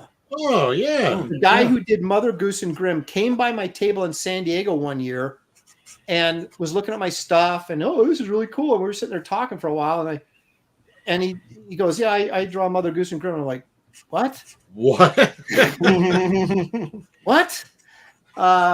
So yeah, it was really that. So I got to meet him, and he was a very nice, regular guy. But it was kind of fun. It's not the Mother Goose and Grimm. I remember the style being kind of close to Shoe. Is that the same? It's not the same guy though, right? No, that was Jeff McNeely did. Yeah. Well, do I have to pull it up on the interwebs? Yes. Yeah. Okay. Well, we got about depends on how far you are along. Well, I'm almost done. We got 30 minutes left. If we're going to finish up by 4, we shall see if that actually happens. Okay, let me look up Mother Goose and Grimm, and I'll pull it up. It's that like old duck or chicken goose lady with the dog, the goofy dog. Yeah, it's got a real like lumpy style. Yeah, that's why I was always thinking of like McNelly. The real brushy. You know, you're right. It does kind of look like Jeff McNally. I hadn't really thought about it, but it does. Don't you ever challenge Kelsey. Well, I mean, I could be completely wrong. Just my memory. Well, I loved Shoe. That when I was a kid, that was my favorite newspaper strip. I have like several collections of that. I mean, everybody talks about when you were a kid. Well, yeah. you were always old. Even when you're a kid, you're like, Shoe was like, that's like old birds like complaining about politics. Yeah, exactly. And I didn't really get all the jokes, but I loved the artwork so much that it was my favorite strip. Okay, there you go. There's Mother Goose and Grimm. Yeah, so, I love the like bloopy. That's more pen. For some reason, I was thinking it was brush, but that looks very pen. Mm-hmm. None of these guys, I don't think any of these guys work with a brush. It's not fast enough, you know. These guys, they got to kick butt. God, the brush is like super fast. Once you get like in sync with it. I don't think it's but it takes a time to get in sync with it. And I think a lot of these guys, they start off, you know, as cartoonists, you're doing these kind of pen type stuff, and it's just easier because we talked about this before, where it's more like drawing with a pencil. Which you're used to doing. Now this, however, looks kind of brushy, so maybe I don't know what I'm talking about. Look at that. I keep telling people he doesn't know what he's talking about. Well, look at the beak. Look at the beak on Mother Goose, and tell me that doesn't look like it's a brush. Look at the feathering on the hair and the back of her head. You know, that looks like that could be. I bet it's like some kind of one of those newfangled brush pens. Fangled. If he I mean, it could be digital. Maybe it's AI. No, this was like back in the didn't really doing the strip like in the 90s. Is he even still alive? I mean, this could be AI now. We don't know. I don't actually. Well, he wasn't that old when I met him. He was like, I mean, he was a little bit older than me, but not like. I wouldn't imagine he did. I don't know if they even still do these strips anymore. Is there like newspaper strips anymore, or is that like a thing of the past? They're all online now. They're right, but therefore they're not newspaper strips technically anymore, right? They're online. Surely there's still newspaper strips though, right? Or newspapers, right? I mean, yeah, are there? Mike Peters is the guy's name. Mike Peters. Oh, okay.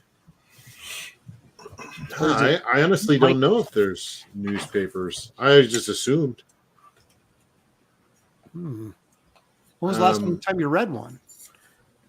Well, I used to get them for like packing material. That wasn't that long ago. I'd get them packing material. Yeah. Hey, Mickey wants to know: are comic strips drawn large and reduced in size? They are indeed. Yeah. Probably. I mean, they used to be. Who knows what they're doing now? But probably, what would you say? Twice, 3 times up? Well, 3 times probably about. Even Charles Schultz, like the video that David was sharing, there's like some Charles Schultz, and it's so funny when he pulls out this giant piece of paper and starts drawing on it, because you just don't.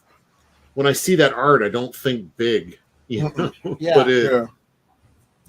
But they're all like really, large and bold, and which is really kind of cool. I like cartoon strips. Yeah, I was always a big fan of that stuff when I was a kid, and it was, that stuff was like you could count on that every day. You get your black and white, and then on the Sunday you get those big ones. Stat Zero says that there's Prince Valiant still in 300 papers. I didn't even know there was 300 papers.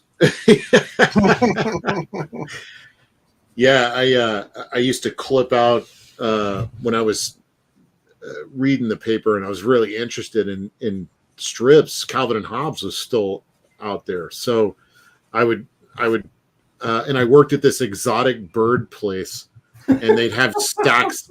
Yeah, they would sell like parrots and all the crazy exotic birds. But they had like stacks and stacks of newspapers. So in my spare time, I'd go in there and clip out Prince Valiant and Calvin and Hobbes and Peanuts and just for my own collection. I wish I still had all that stuff. You said peanuts, right? I just want to make Yeah, sure. yeah, peanuts. Get your mind out of the I'm just penis. trying to be clear. He That's said all. Oh. these nuts. Taste some of these nuts. Yeah, but they, because this was before when this was going on. This was before they started collecting it all. Like you could get minor collections. They had those like Garfield, you know, collections that were like long books. Yeah. Yeah, they weren't that big, and they would always collect them by, you know, Halloween strips or whatnot. I guess. Right. Yeah, they would have. Yeah, they would be themed. Yeah, the humor book section wasn't all that, and I think that I don't know if it was like this, but some of the first big collections of strips I got was Calvin and Hobbes. You know, they were always like super nice, and I don't remember them before that. But then the Peanuts, they finally started putting out these super great collections of you know, all almost like in these big giant tomes with slip cases and stuff. I don't know. There must be like thousands of those. Yeah, it was. I'm looking now. You got me looking in my books for something. Oh, is that what you're doing? And, whatever you're attempting to do, you have distracted Good me. work, Kelsey. I wasn't even trying that time. That was easy. I rearranged my books and I'm trying to remember where I put that. Oh, here we go. Here we go. All right. So these are like the shoe book. The Oh very yeah. book, right? Oh, Bloom County had them too. Now I'm Yes. remembering. Yeah. He had nice ones. Yeah. Yeah, this is 1978. Look, Art Buchwald did the forward in here. Like Wow. in 78, I was 14 years old. Like I knew who Art Buchwald was. And here's the other shoe. This is the second shoe book. Yeah, Now, those are Jeff McNally is still old. alive. No. Unfortunately, he was like an amazing political cartoonist as well. Yes. Some of that stuff was great. Yeah, I got into Non Sequitur as well. Yeah, I remember that. Really enjoyed that one. And I love the art in it too. The Non Sequitur had great art. I read this article that I thought was fascinating on I mean, back when I was a kid. Who is the guy that did Bloom County? What's his name again? Gary Breath. Yeah, something. No. Berkey Breathed. Yeah, it's kind of like a weird name. Yeah. And it was this really interesting article. I can't even remember what the magazine was, but according to him, he was like one of these guys that just like to live life to the fullest. And so he would just screw around and for like 3 weeks out of every month and just, mountain climbing, hang gliding, parachuting, all this kind of weird stuff, right? Or not weird stuff, but adventurous stuff. Uh-huh. And then the last week of the month, he would cram and do all of his strips for the entire month. Oh, wow. And he was talking about oftentimes he would climb on an airplane finishing the last strip because he wouldn't be able to mail them to him in time. And so he would actually fly to wherever his syndicate was, working on the final strip on his lap in the airplane and hand deliver the month's supply of strips. I mean, if you could do that. What? I've done that. What? I had on a plane when I had to finish some pages for some DC job, and I was going to San Diego Con, and the editor was going to be there, and he's like, "You better have those pages when we get." I was just like, "Oh no!" I was drawn on the plane. Billy and I were inking Aunt May pages for a Spider-Man backup in a Denny's at San Diego one year. I was Right? drawn out of FedEx one time trying to get stuff done, like right at the last minute, trying to mail stuff off. Yeah, I've had this FedEx guy go around the block. I was like, "Hey, picking up anybody else? Come back, I'll have it done." Give me Done 15 that. minutes, man. Yep, been there. And my FedEx guys were so nice because, they're like, "Oh man, you draw comics?" Yeah. They Oh, would did you do the 20? around the block thing and stuff like that. And like, yeah. I'll come back in an hour. Is that cool? Yeah. Yeah. Make it 2. Yeah. It's amazing how much trouble we got in back when we couldn't just email stuff. Right. Deadlines were always looming. Oh yeah, it was. I hated it. I still do. I know, that's why I try not to bug you too much because I don't want to put in too much pressure and have you crack. But Again. Remember I've that cracked time like you lost your mind and I've done it like 3 times on it already. I keep like I don't know. I keep like changing my my mind. But that's not unusual. So it's not unusual. Well, I'm half expecting, not to see anything, and then like, I got to give this to the printers, Kelsey, and then like you'll drop 40 pages on me, and that it's yeah, exactly. He's like, yeah. Sorry. I love that with a question mark. Sorry. They'll be good. Next time. I rarely have complaints. You'll be my first. Okay.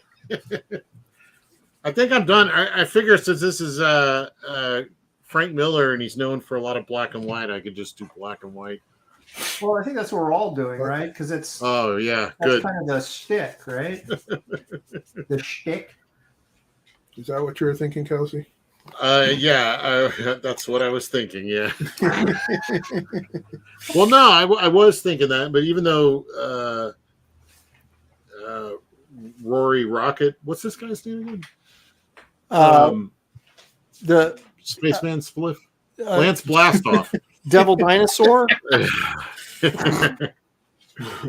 Yeah, since he's color, so I was gonna do it in color, but I don't know. And then I was gonna do it in like a real heavy, what do you call it? High contrast style, like Sin City. Well, Dad's Den of Pop Culture says Daredevil wasn't in black and white. This is true, but that wasn't a Frank Miller creation either. So Are you doing Daredevil? No, but he's saying that all of Frank Miller's stuff wasn't in black and white. But but when he started doing his own stuff, it got very, very high contrast. Yeah, I was looking at some of the black and whites to Batman or Dark Knight or no, Elektra Lives One Again. of those. One of and there's even Dark Knight. Yeah, there's like these panels that are exactly like what he does on Sin City. Yeah, he was definitely moving in that direction. So let's see. Queen Mickey says, Aaron, do you think digital and the internet sped up the art process too much? No. I think digital color slowed it way down. You might be. Dude, we used to sit outside the editorial offices at Marvel and we're coloring pages. We'd get like Xerox pages and they would just say, hey, Aaron, what are you doing? I'm like, I'm looking for work. They go, here, color these pages. Color pages. Yeah, exactly. I'm not kidding. And do you remember what you colored? Do you remember any of those? Gosh darn it. What was that? They handed me those pages and I can't. I remember I colored a whole issue of story that I did myself. And it took me so long and I was getting like $20 a page. I was like, I'm never doing this again. This was just like to help Renee Witterstatter because I was outside her office waiting for her to get off work so we could go like talk to Michael Golden. Hey, make yourself useful, Aaron. You're just going to sit there. That's exactly what it was. You're coloring. I'm like, okay. and they give you those little charts, that have the color squares on them, and Right. you have to put you pick a color, then you choose a number that goes with the color and write it in there. It seems easy until you try to work with that palette, and then you realize what virtuosos those colorists were. Yes. And how they paired colors together and added shadow color. It's amazing. Yep. Marie Seven was terrific at it. Yeah. And but I guess to answer Mickey's question, I don't know that the technology necessarily made anything worse, but I think it's people's use of the technology. It always comes down to the artist, right? And how much time they're willing to put in and how much time they have to put in. I don't necessarily think it's a product of how they're doing the work. Because it did certainly help us a lot on deadlines, Digital? Yeah, because you could just, you scan it and you send it to them like, I need this by tomorrow morning. You're like, okay, I'll have it done by 3 a.m. Whereas if you're FedExing it, finessing it. Yeah. You'd have to get it done like before 5 o'clock on that day so it could get there the next day. Right. Yeah. And that always ended up being more problematic. So. Yeah, I guess you're right in that way. I remember trying to talk DC into setting up their FTP. They were like, well, we got one, but we don't really know how to use it. Yeah, exactly. It took the longest time. It was like that auto pay too, right? I was like one of the guinea pigs.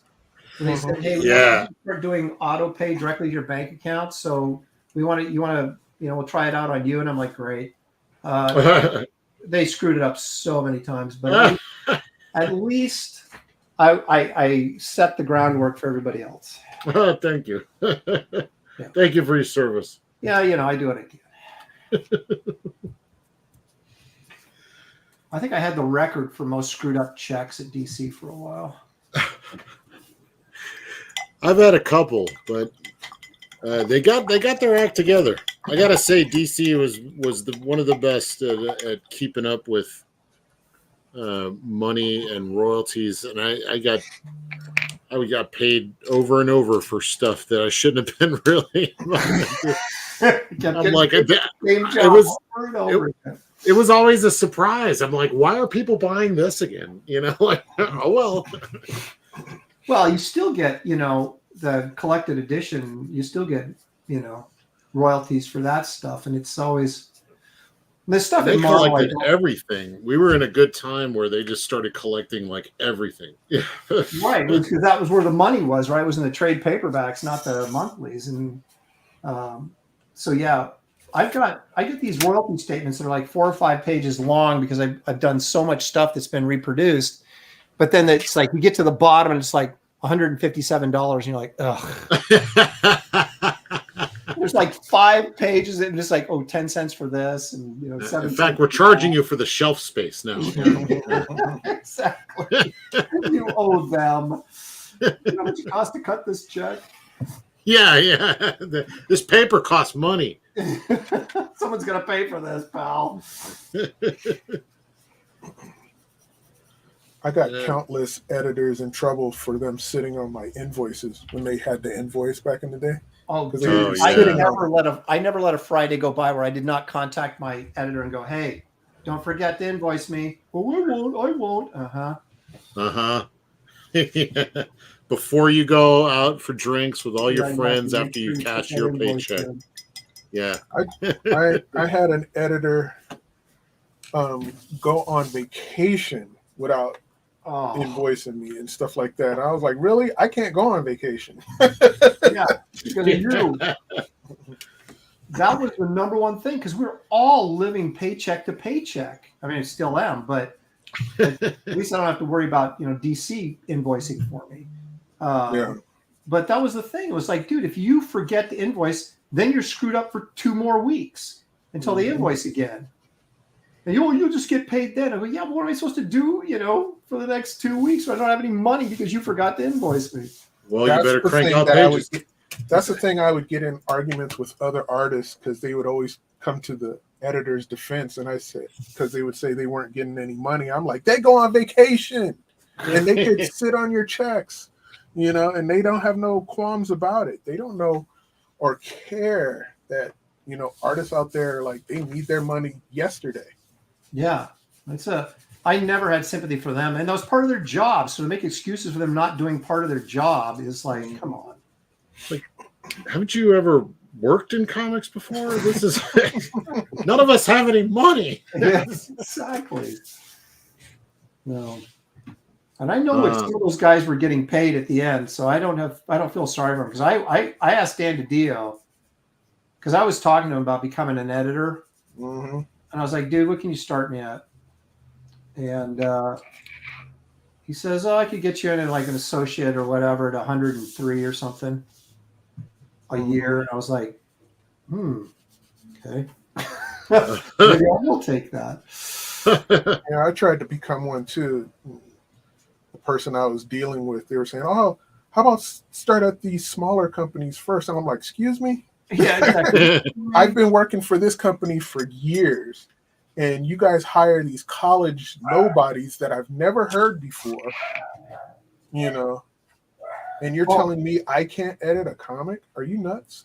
Yeah, well, that was the thing. I mean, I had a good relationship with Dan, and he was doing at that period of time a lot of complaining about editorial problems. And I said, you need people to know what they're doing, man. I said, how much you start me out on? I mean, a requirement should be like, you have to have at least, 10 long boxes full of comics from the 80s backwards. Yeah. If you can't tell me who Machine Man is, you don't have a job. Yeah, exactly. I'll give up some 90s, not much. Machine Man. Yeah. No, I'm just kidding. He's Googling. Yeah. Oh my gosh. No, I remember Machine Man from Barry Windsor Smith. Yeah. Machine Man was a prominent character in my run on Ms. Marvel. She had this kind of like gang of misfits that were helping her out, like Sleepwalker. Remember that character? Oh yeah. And I saved all the Sleepwalker pages. I sold the Ms. Marvel pages. I didn't care about that, but I'm keeping the Sleepwalker pages. Like anybody wants them, Oh, you can't have those. They're like, good. I don't want them. I'm like, good. Power Man was in there. And then some of the Eternals characters, I think, were in there in disguise or something. That was sort of back when stuff was fun. I was enjoying what I was doing. Unlike now, slaving away on your own characters. Now I enjoy what I'm doing. But I wouldn't enjoy it for Marvel or DC, what they're doing right now. Oh, God, no. Well, I mean, I always wanted to, like, get in, like, give me the character that, like, nobody cares about, then you could, like, do whatever you want. Right. That's what I always did at DC. They'll leave you alone. Yeah, that's always the best scenario. Oh man, what are you doing? You're doing Batman. Wait a minute, David. I mean, Aaron.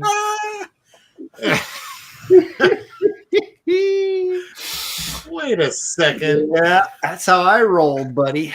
Put the script on your ass. Damn, David. I was going to do 300. I had this whole thing worked out, and then David shamed it. David's doing 300 shards of glass right now. Yeah. That's what that's a good one. He's got a good one going there. I'm going to start over. Do I have time? Well, I got about 5 minutes. Are you serious? No, I'm not going to start over. No, about the time. Oh yeah, 5 minutes. It's 5 minutes to 4. We can, we'll get close to being done around 4-ish. We'll give you some time, David. That's a good piece. I want you to finish it so you can feel good about second place today. Well, how do you feel about third, Aaron? No, it's not. Yeah. It's not. Fourth, you mean? No, it's not a competition. It's all just good fun among friends. I guess. Yeah, sure. If you say so, pal. If you say so. Yeah, Batman. So that has to be a very Frank Miller Batman. Right. We're going to be grilling you on that. I'm going to look for the details. This is not normal Batman. This is... needs to have a shaky line, dead weight. Sketchy. Needs to be fat. Is he fat? He cleaned it all the way up. No, it's not as squiggly as it should be, but it's rough. Does he have his back brace and his leg braces? This is before he got hurt. Oh, okay. Yeah, Frank Miller did an old Christmas Batman that looked like Neil Adams. Yeah, that was that Christmas special. Yeah, I got that in my my faux leather clad Frank Miller Batman collection. Oh, I have that too. Here we go, right here. I have that exact book. Yeah, this is my in case of fire, grab this. Like I go right past the photo albums, right past the Bible, go straight to the complete Frank Miller Batman collection and haul it out of there quickly. And once that's saved, I'll go back for my mom and the pets. That's right, because you can't replace that leather-bound. I had that, but I gave it to Jerome as a gift. And, this is a classic. But I got the artist edition. Oh yeah. There's a Frank Miller Batman artist edition? Man, do I have to whip it out? Well, hang on now. Slow down. Wait a minute here now. This is a kid's show. Oh, crap. Well, I have it's not an artist edition, but I have another year one that has like all the pencils in it and stuff. Well, is that the one you're talking about or no? No. Well, they did do an artist edition of year one, didn't they? Or are they doing it right now? It just came out or something like that. I don't know. I just got white all over my book. There we go. Yeah, there it is. Neil Adams-esque Batman. Pretty good. He was still kind of doing his normal Daredevil superhero thing at that point. Yeah. Mm-hmm. I need to read Dark Knight again. It's been a while, but I loved this whole opening sequence with the after the race and stuff. But when he starts coming back, where is it? Here it is. Yeah, and you're getting all the different scenes around town of like, somebody getting mugged and then lightning flash, and it's just such a movie. Then you getting like the guy in the cab and then Robin, all these silhouettes, and then it just keeps building up to this like great reveal of Batman, classic outfit Batman, and so good. That was it was a groundbreaker, that's for sure, man. That book. So speaking of Finch, our man Klaus Janson was on Finch the other day. Yes. And they were inking up. They were doing Batmans, and I gotta say, I thought he would be much faster. Faster. I was a little shocked at how, Klaus Janson? Yeah, I was a little shocked at how meticulous he was at like building all the, it looks like his stuff is frenetic and it would just be flying. But I thought he was just like grinding, just like, Well, he might have been feeling the pressure being on camera too. We've got none of that. We just hack away. We don't care. We're on camera? What? Kelsey thinks. What? You see this? Oh, yeah. Okay. Yeah. Yeah, I have seen that. Man. It's such a fun work. I love, as I get older, I get more into this like frenetic, kind of chunky, just spur of the moment line. Well, it is. It's like the looser the better. I don't know. I would have never thought that as a young artist, you know. Me neither. Like the tighter and more detailed, the better. And now it's just like. Well, I think now too, it's really important to show the artist's hand, you know, to connect the art, you know, with that human beings do it, especially nowadays.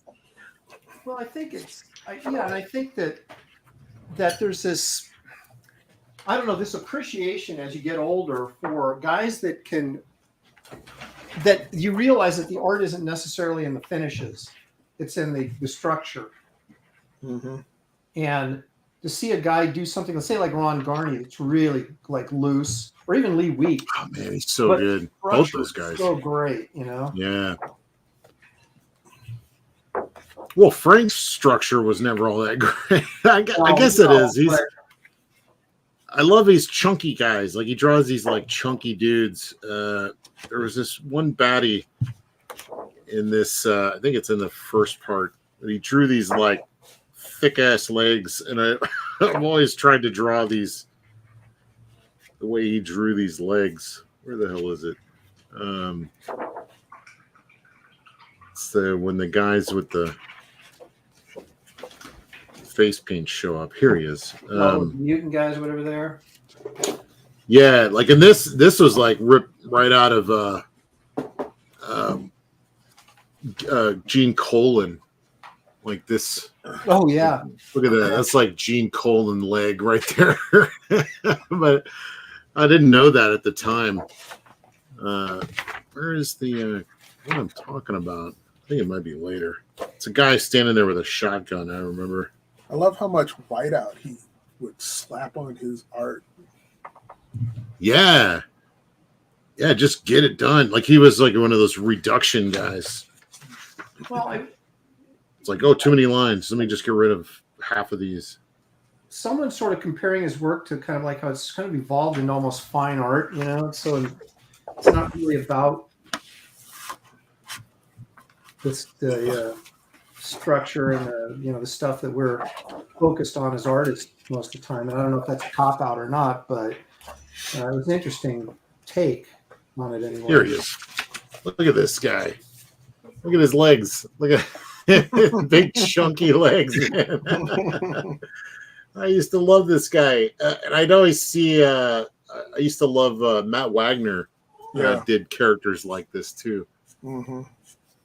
Well, it's so stylized, and it's like, yeah, it's just more interesting to look at. It's like we all know what anatomy is supposed to look like. We've seen it a million times. When you can kind of do something a little different and still make it work within the context of what you're doing, it's kind of cool. Yeah, good stuff. As soon as I figure it out, I'll let you know. Yeah, ditto. When I figure it out, I'll make millions, and then I'll let you know. Yeah, exactly. When you're on your yacht. Oh, yeah, I should call him and let him know I figured it out. Tell you what he does, man, that he hits the iconography so good. Like these shots are burned into my brain. Yeah. You know, all these various iconic, like this one is, come on. I mean, that's just great.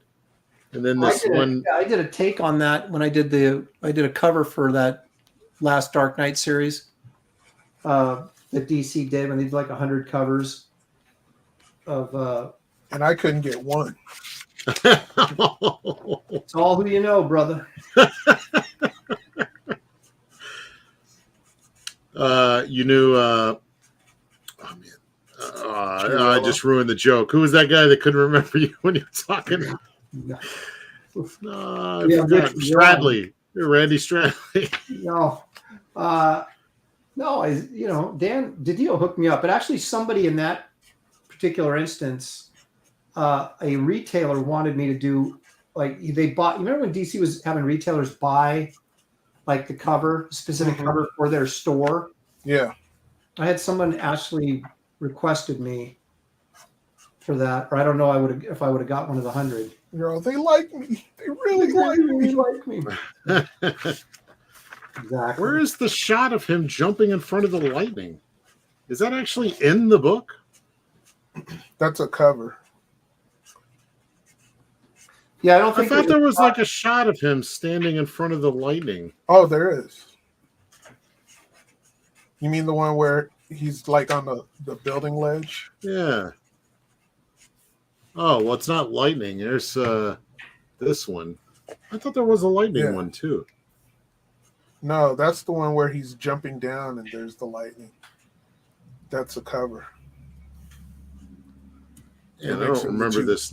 Yeah, I don't remember this nearly as well as I thought. It's just that iconography that, like, I just have all these shots in my head. Right.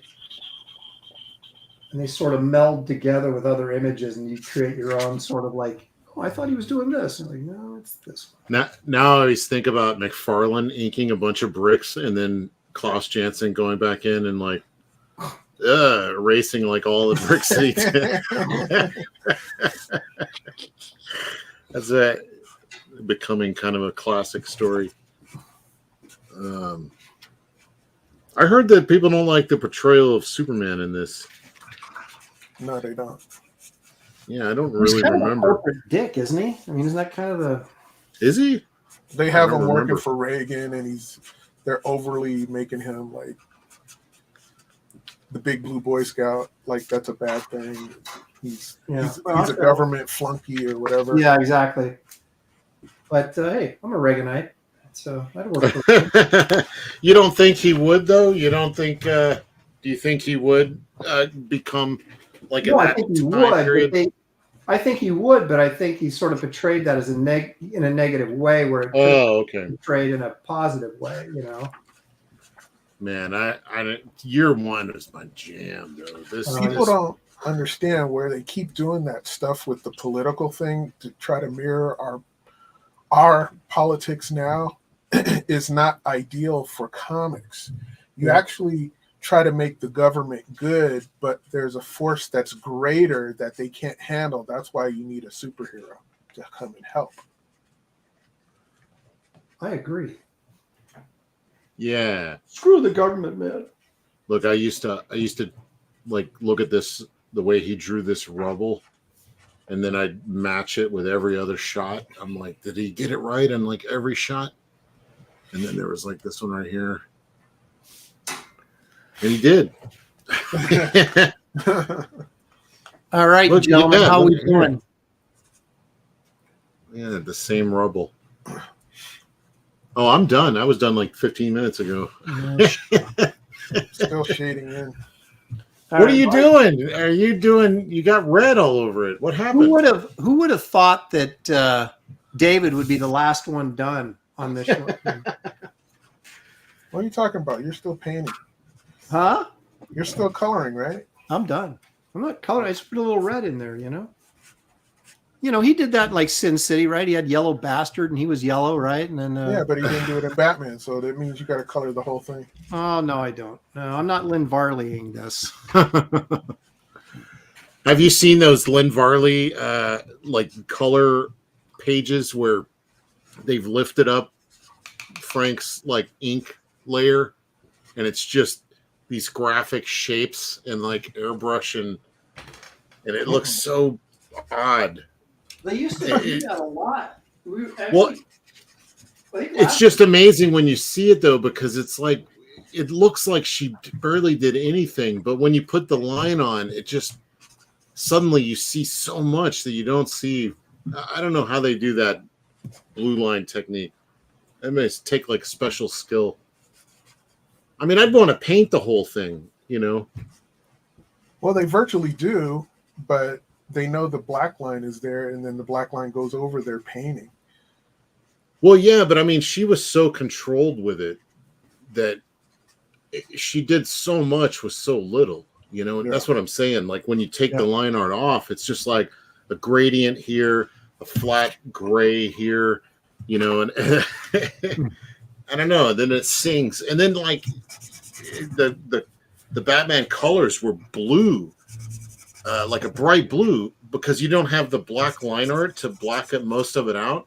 Right. You would only have like a little sliver of blue on the edge where the light was hitting, but without the black line, it was just bright blue.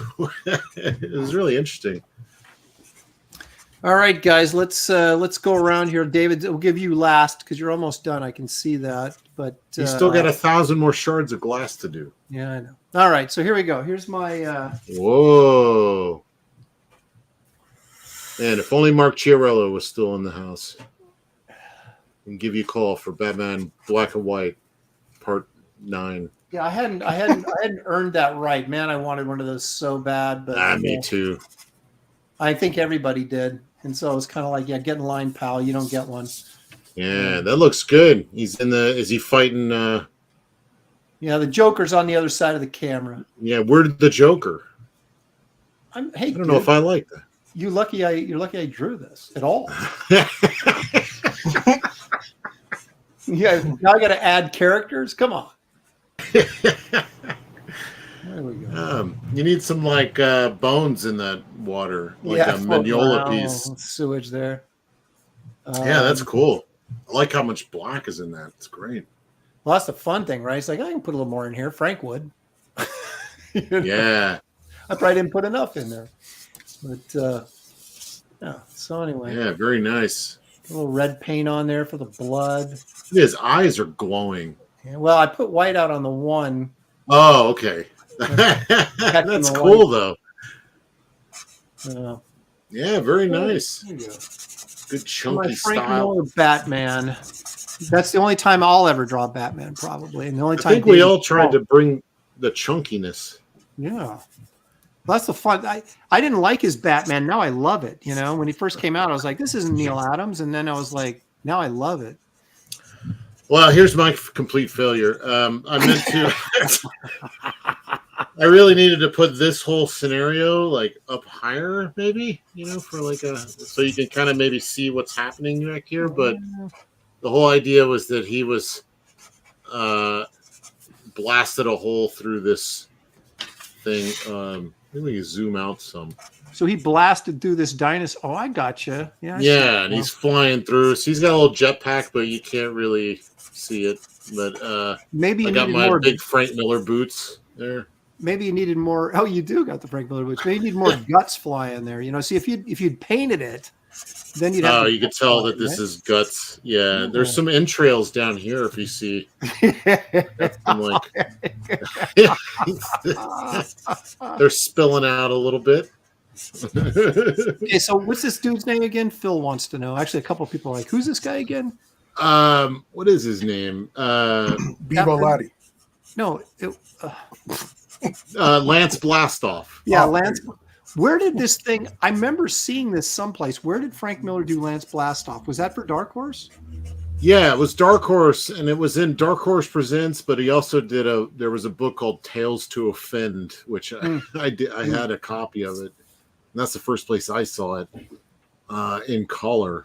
But like in Dark Horse Presents, like they got a whole story there in black and white, and I liked it. I just thought it was, it was doing his EC, his Kit Carter, but he was like a real asshole. Like he's selling cigarettes to kids, and like, he's not a great role model. Good old Lance. Geek Avenger for $2. Aaron, please come to SummerCon. I'm looking into it. Is that in the summer? Yes, and it's in the state of Washington, so I can drive there. Oh. Phil's saying Kelsey just made him up. No, it's a real thing. Real thing. All right, David, are we ready? Nope. Okay. Kelsey, sing us the Sasquatch song. Roaming around through the woods is a Sasquatch named Kelsey. He's got a hairy back and ass.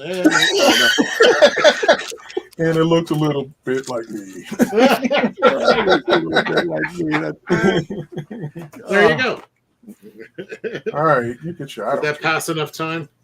Someone's saying that Lance Blastoff is a porn name. Yeah, it's not bad. Yeah. All right, here we go. David Williams with Marv from Sin City. Ooh. I got some more Yeah. bricks to do back there. It's blurry. Like, is that? There we go. Is that- Now it's in. Yeah, there we go. Yeah. Look at that. Now that's graphic in the true Frank Miller style right there. David, you have this ability to go in, and even though you're not a good artist, you have an ability to capture stylistically what the art, whoever we're.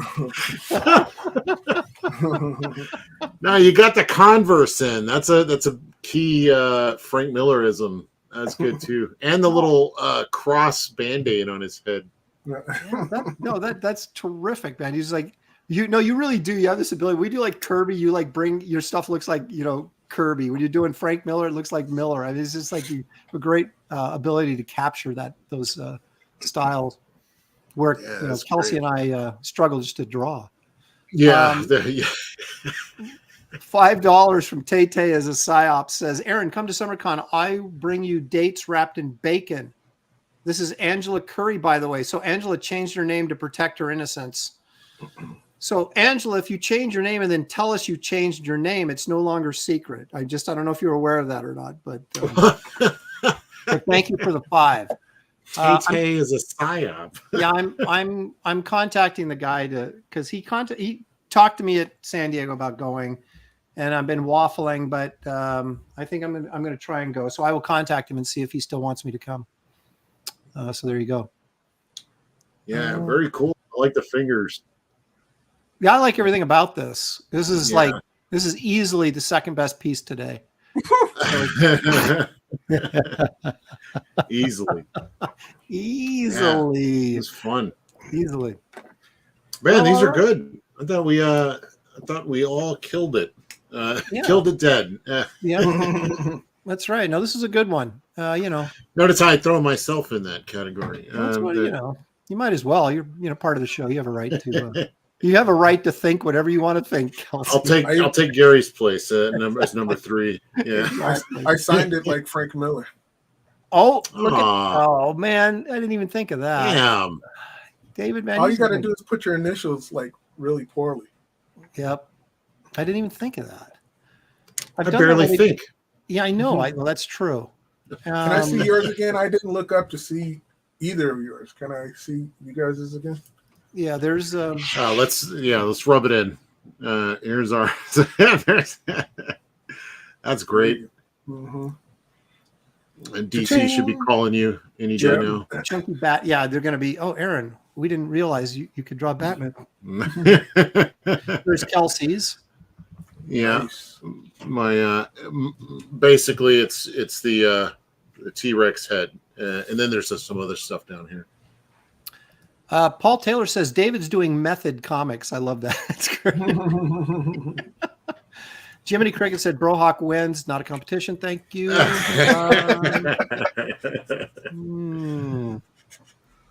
Everyone here is second place. The chat always wins. That is true. That's true. Thank you for bringing that up. Michael Bancroft, all the way from Australia, says, did Aaron sneeze blood on his? No, that man did. Let's see that again. Bleeding. That's a good point. Nose. Well, it's running out of his nose, but it needs more splatter, I think. Come on. It's just, It's Chinese blood. Yeah, it's that Chinese orange blood, man. That's what happens. Yeah, it's cool. Johnson says, wait, did Aaron remember to sign it? Yes, I did. John's the only guy who ever got an original piece from me that I forgot to sign, and he's never let me live it down. I forgot to sign one too. Yeah. There it is. I signed it. That shows that we have humility. That's right. Yeah. Exactly. Thank you. Paul Taylor, a biologist, is saying arterial blood is a lighter red. Thank you, Paul. Isn't it green? No, he's supporting my my Chinese red. Okay, guys, that's going to wrap it up for this exciting episode of Graybeard's Studio. We hope Gary will be back from his corn dog expedition next week. And we thank you guys for the super chats. Thank you for joining us and making this, of course, the most popular and exciting and best draw stream on the internet. We couldn't do it without you, and we appreciate your attendance and your support. So make sure you have a great week and join us right here next week on this very fat channel for Graybeard Studio. Thanks, everybody. Good night.